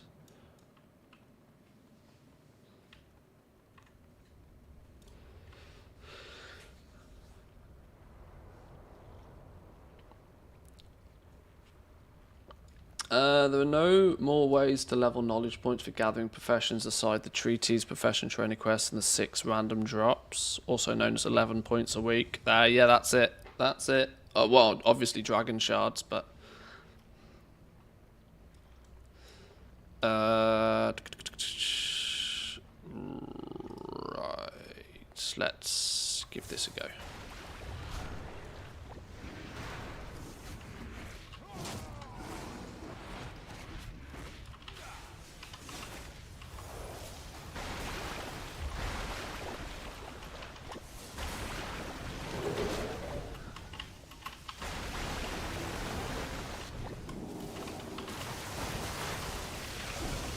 Ah, okay. I was thought about just seeing if I could kite them and outrun them there, but I was fat fingering all of my abilities then. I wasn't really sure what I was doing.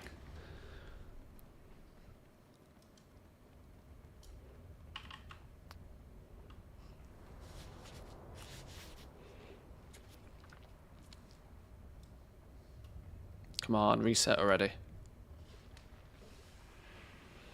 Did you get to alt to 70?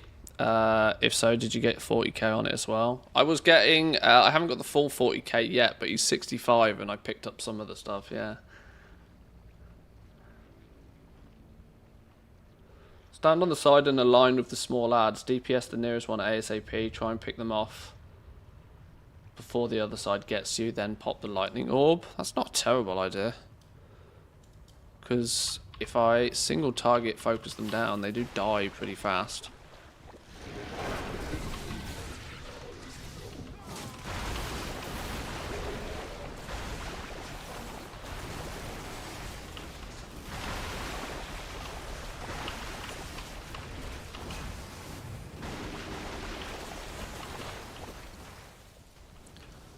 Student's dead, which is a problem.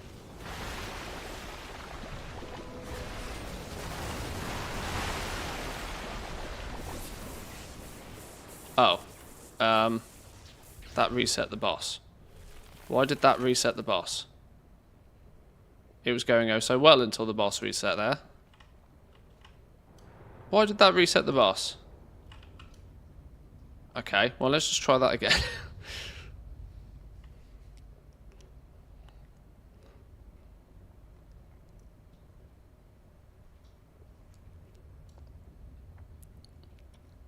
That was working though. Just nuking their ass before they could get to me. Maybe I'll just pop lightning ball when some of them do start to get near me. But that was slowly but surely doing its job.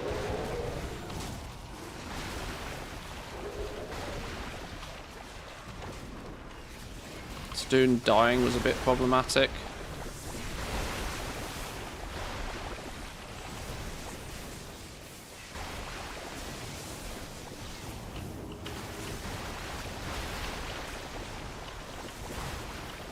You can get the little ones out of the way.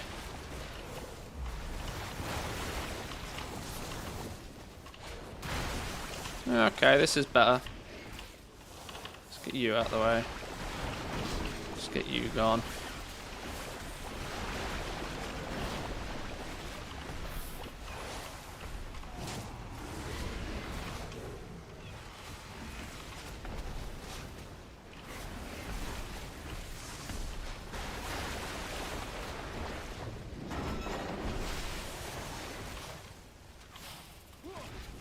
Okay, he's going to start doing some serious damage seriously quick. I've got to get him down.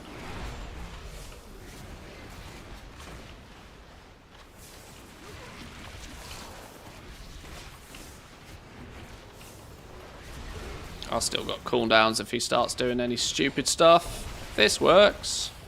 This works. Beautiful. Okay. It's, yeah, okay. So the plan of action there is nuke the little lads as fast as you can. Starting on the side. Start on the side, nuke all of the small little ones as much as you can. Stay the fuck away from them whilst killing some of the rest of them. Use Thundering Orb if needs be, but I'm going to be honest, I don't think Thundering Orb actually helped me anything much there. I think just nuking as many of those little lads while staying the hell out of the way is the plan there. A little bit scrappy, but it is possible. And I suspect that could end up being the only roadblock left in this raid. That's cool. Scrappy as all hell, but cool that it's possible without too many shenanigans.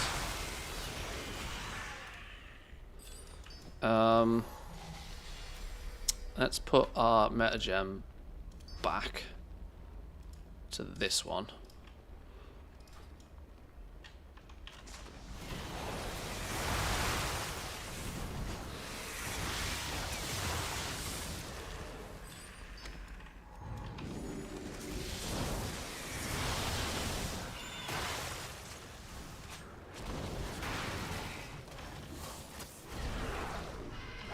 Yeah, it was certainly not a clean kill, but as we always like to say, a kill is a kill.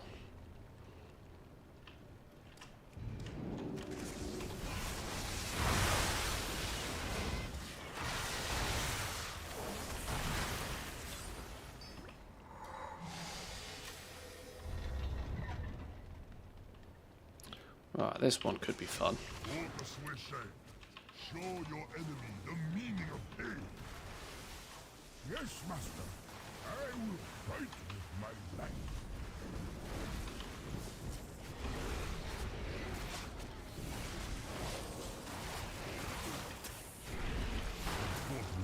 Right, get you out of the way. Let's get you out of the way.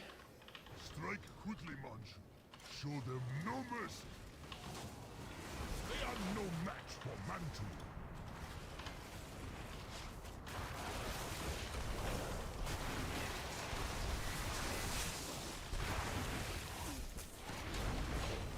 It's It's weirdly annoying. I've killed Dark Animus now, and I'd actually kind of want another go at that to make it a bit smoother. But I guess that's what tomorrow's for, really.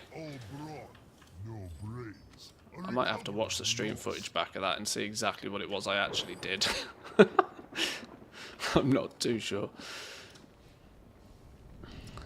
Maxed all my glyphs on D4 before I even hit 100. Game's much better now. Worth a try again when there's some downtime in between WoW stuff. Yeah, I was hoping that was going to be the case with WoW. I really, sorry, with D4. I really was hoping that, you know, time would sort of fix it. There's a lot of things on my want to play list now. The early part of the year was where I had downtime to be doing this sort of stuff. The second half of this year is going to be chaos, though. Obviously, World of Warcraft expansion is always big business. But of course, we've got Satisfactory 1.0 at some point soon-ish, TM. There's also the Factorio expansion. Two things that I am not willing to miss. So much so that I will probably be putting World of Warcraft down to go and play those. Whatever World of Warcraft is doing. Outside of maybe expansion launch week. But affected by, what's this? Stunned. Periodically electrifying shit. Can I... Okay, I can't do anything in this, apparently. Do I just wait this shit out now? Well, student do student things. I can't even heal student, so he's going to have to just man it. He's going to die. If student dies, it's GG, right? Can I turtle this? No.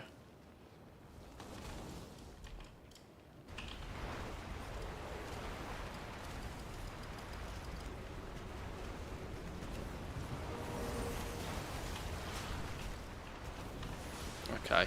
Preferably nuke it before we get to this stage, but... Oops. Ah, stupid tornadoes.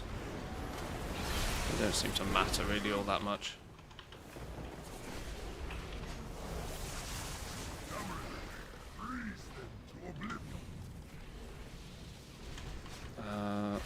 Ignore his shields, blast through it.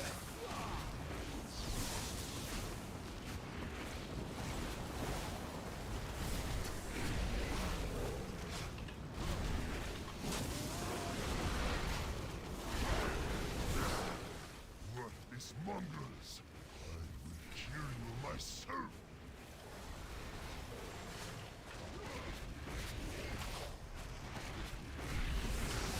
How many times does flipping boss transition?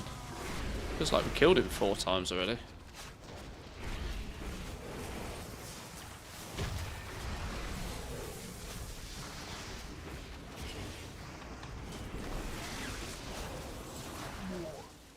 Okay. Another one down.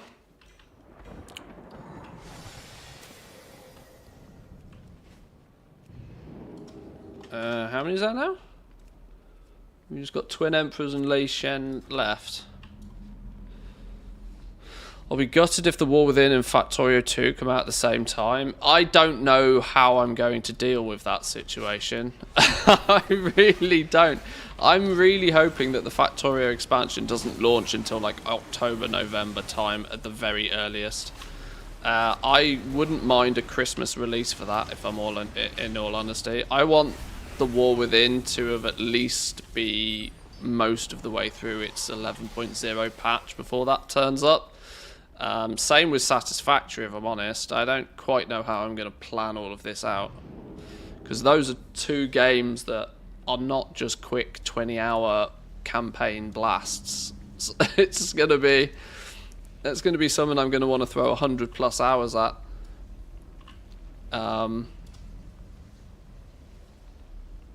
Which might be difficult to deal with.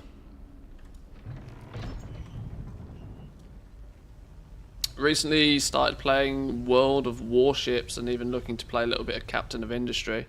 I've heard good things about Captain of Industry. I've not played it, but a couple of people have recommended it.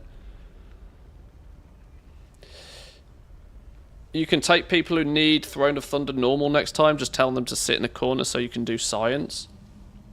Yeah. What I haven't figured out is if there's 9 other people here, though, is the boss's health not going to go up and up and up and up and up? Doesn't it scale? Or does it not scale? Is it fixed 10-man numbers? Is that maybe... that's one thing I haven't actually thought about.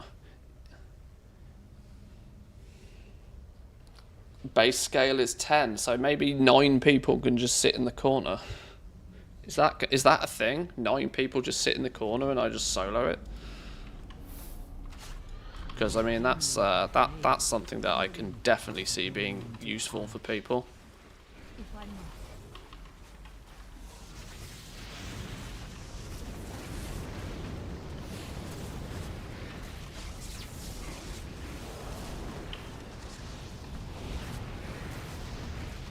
Because that boss is an absolute poke killer.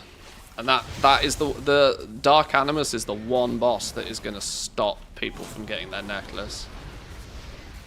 Which is such a huge character progression choke point for players.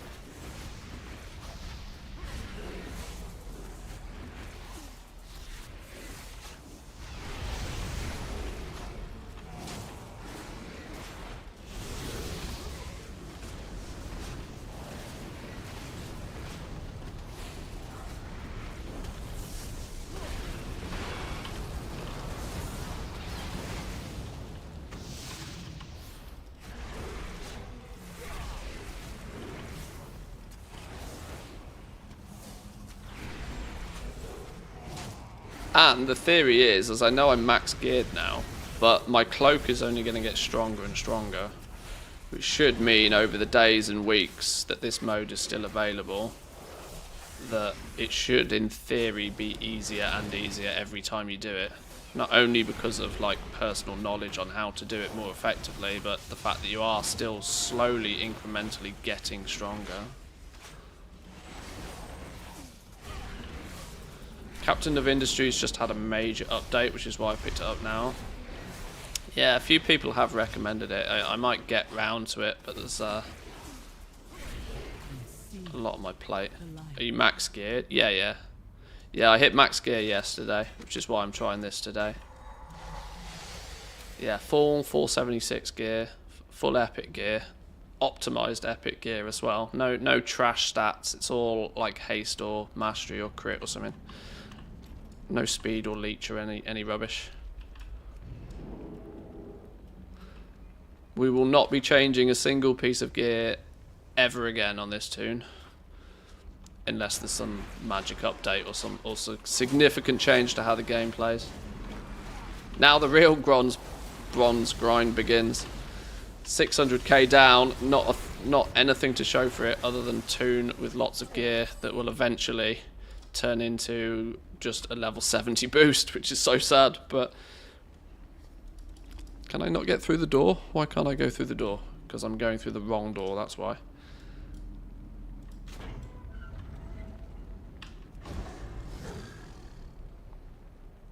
Oh, why for I no get zapped? Oh, there we go, I do get zapped.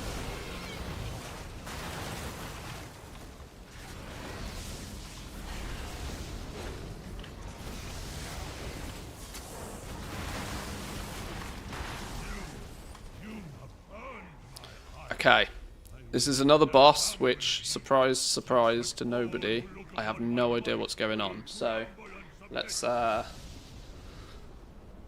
go with the same principle as I always do. Nuke it until something goes wrong. And we figure shit out as we go along. Right, there's a magic bar that's filling up. I have no idea what this magic bar does. I'm now big. Cool. Love being big.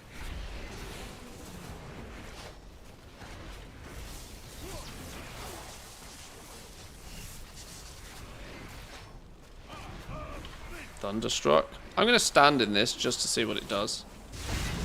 Nothing. Cool. Ignore it.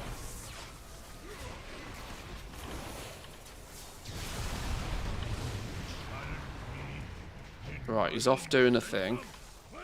Ads spawn. There's a lightning ball on me. Going to assume it does nothing.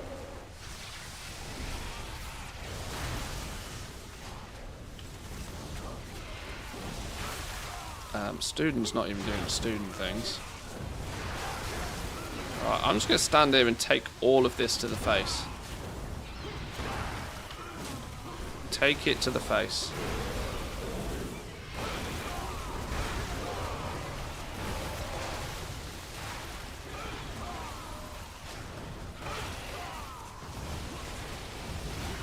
He's about to end his supercharged conduits. Alright, this is fine. We can live with this. He's back again. He's come to play game.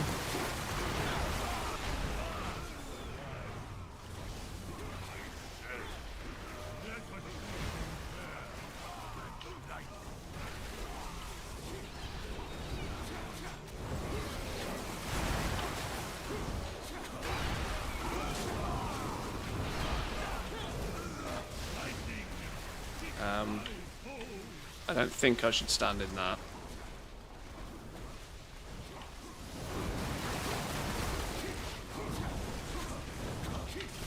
These ads are just annoying me now.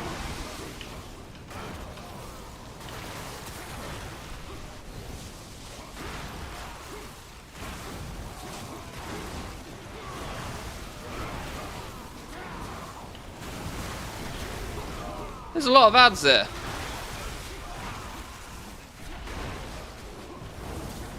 His health is going down. His health is going down very slow though. Sorry, you're probably all screaming at me in chat telling me I'm doing it wrong, but for as long as I'm not dead, I'm going to consider it's doing it right.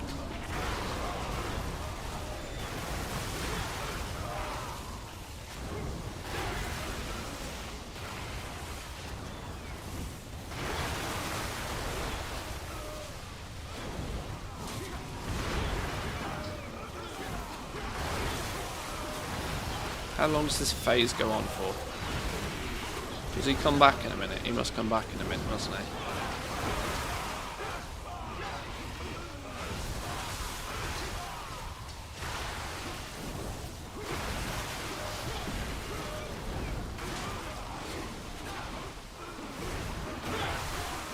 North conduit is burned out, causing overloaded circuits. Okay. Oh, he's back. Fuck him up.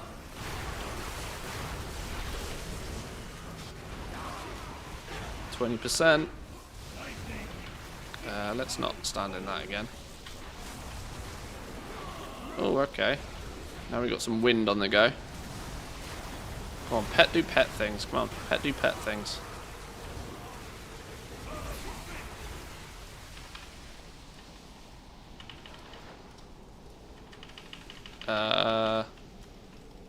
Hello? Hello? Oh my god! That was lag spike! The hell happened there?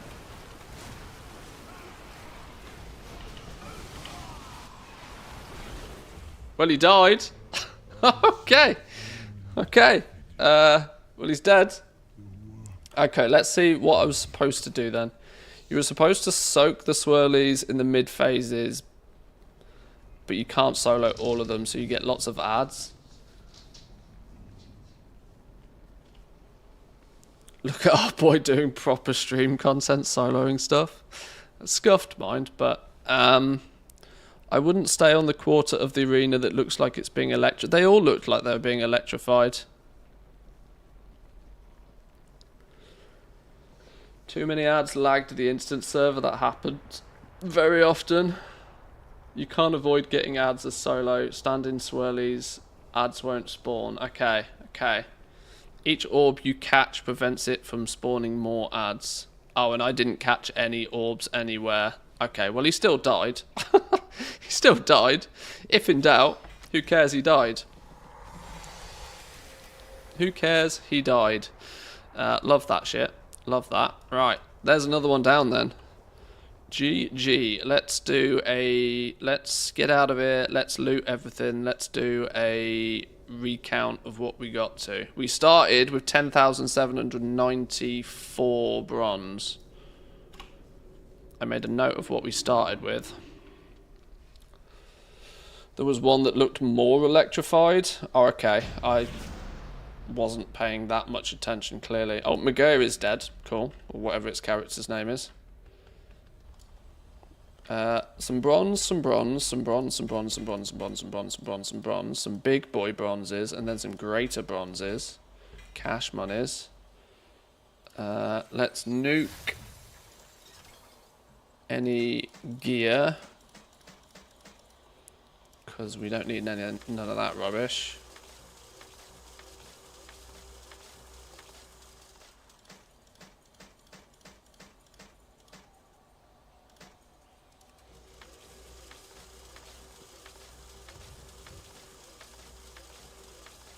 It's really weird that one boss in Heart of Fear might be the only one that stands in our way.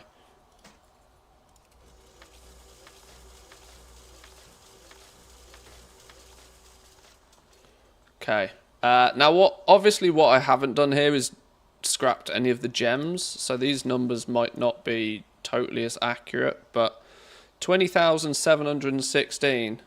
Oh, this is nearly 10k bronze to the penny. This is nearly 10k to the penny. What did I say it was? What did I say I've got bronze-wise? 2716. Minus what I started with, which was 10,794. 9,922 bronze.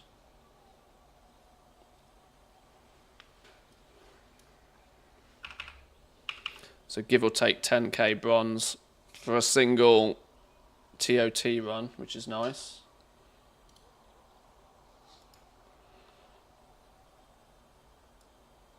Uh, 12 out of 12.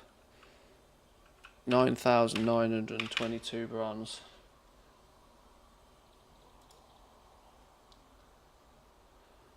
Okay. One to go then. One to go. Now, I said to the wife I'd finish the stream at about 3. That means I've got 7 minutes to do Siege of Orgrimmar. Do you think we can do it? Do you think we can get Siege of Orgrimmar soloed in 7 minutes? Ooh, I'm going to be in the doghouse. Okay, it's fine. It's fine. Right, what did I say we started with? 2716. 2716.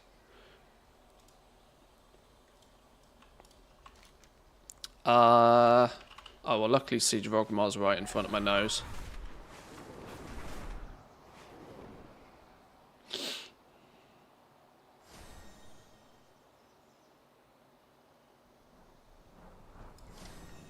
Right. What do I think is going to be the bottleneck here? What's going to fuck me in this one? Who's going to be the bag of dicks? Immersus, easy. Fallen Protectors, as long as we've got AoE, easy. Nurashen. Shah might be a problem if we get put in a box. Does Shah become a problem if we get put in a box? Probably. Galakras, easy enough. Iron Juggernaut, easy enough. Dark Shaman's just an AoE fest. Nazgrim is a one-shot. Malagrok's a one-shot. Spoils, I have no idea how I do spoils other than I have to just do all of it, both sides. Galakras, because you can't shoot both towers yourself. Does that make that a hard no-go? Because you can't do both towers. Can't you just do it twice? Makes it impossible. Disengage from one to the other. Thok is a one-shot, just needs enough damage. Siegecraft of Black Fuse is probably the same. Paragons of the Claxi should be easy enough. There could be something in Garrosh that prevents you from soloing it. Maybe it weirdly is going to be Galakras that's the cock block. if you can't do both towers.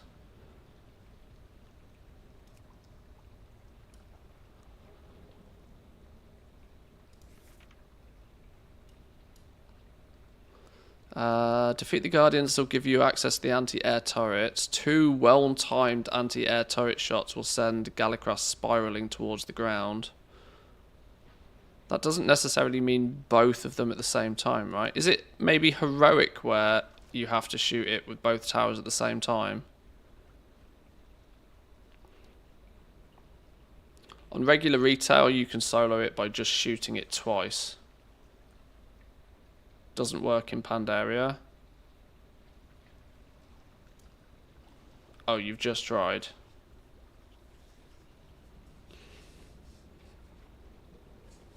Okay.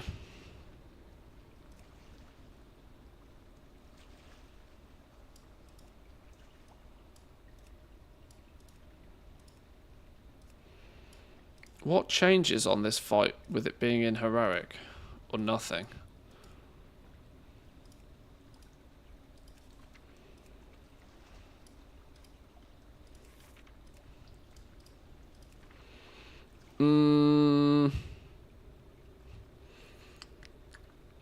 Well, that's annoying. If I can't get past, see, I'm tempted. I think I might need to put more time and effort to this, of which I don't actually have today. I think we save this for tomorrow. I already said to the wife I wouldn't end up streaming all day today. I'm on a 14-day stream streak, you see, which is why I don't particularly want to let it go. I've had an awful lot of fun playing this the last few days. We might leave Siege of Orgrimmar for tomorrow. We might leave this for tomorrow to try the solo adventure. Boys and girls, I am going to leave it there for today. Thank you all for joining. I, once again, was not actually planning on streaming today, but I did because it was a lot of fun. It's been a lot of fun. We are gear capped now. We are trying to do silly things. I've now, more importantly than I think anything else, figured out that I can solo Throne of Thunder 10-man normal. Meaning there is the theory that 9 people can stand in the corner and get Dark Animus killed if I just run through and do my thing. Hopefully, possibly, maybe. Which should hopefully mean if any of you are stuck, we can fix that problem. We can fix that for sure. But we'll be back tomorrow. I'm going to go and enjoy the sun for the afternoon. I'm going to go put a barbecue on, drink some beers, chill out for the afternoon, and then we'll go again tomorrow. Come say hi on the Discord if you're not there already. The Discord's starting to become a little bit more active with sort of plans and preparations for the war within. There is a rumour, I have no idea if this rumour is true or not, but there is a rumour floating about that the beta might be starting up very soon. Alpha stuff seems to be mostly done. Beta is likely to turn up shortly after, if not instantly after. They sometimes have a week or two of downtime between alpha and beta, but you know, Blizzard changes the rules as and when they please. If beta turns up, we'll dive straight into beta. But now that we have this dude and he's fully cooked, there is, how long is there left in this game mode? Like 80 plus days or something. There's plenty of time to go and get some chip away at getting some bronze, pick up some collectibles and stuff. So we can do what needs to be done. So yeah, enjoy the rest of your weekend, boys and girls. Is there anybody live? I'm so not used to streaming on a Sunday. Means I don't even know who usually streams at this time. Oh, is Bear still live? Oh, I feel I have to send you guys over to Bear again. I know we raid Bear quite regularly, but Bear's live. I'll send you all over to Bear. She's pumping her way through a little bit of a streamathon at the moment, so go say hi, give her some love. We'll send you over there. Where's me dashboard gone? Where's me buttons? Who's lost the buttons? Buttons, who's lost the buttons? There we go. Oh, she looks like she's killing Shah. She might be doing some remix stuff as well. Well, there you go. Go say hi to Bear. Thank you all for joining. Have a good weekend. I'll see you next time. Peace.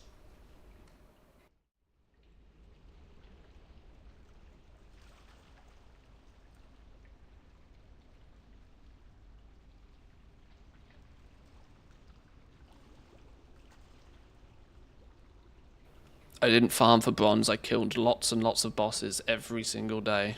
I suggest doing the same.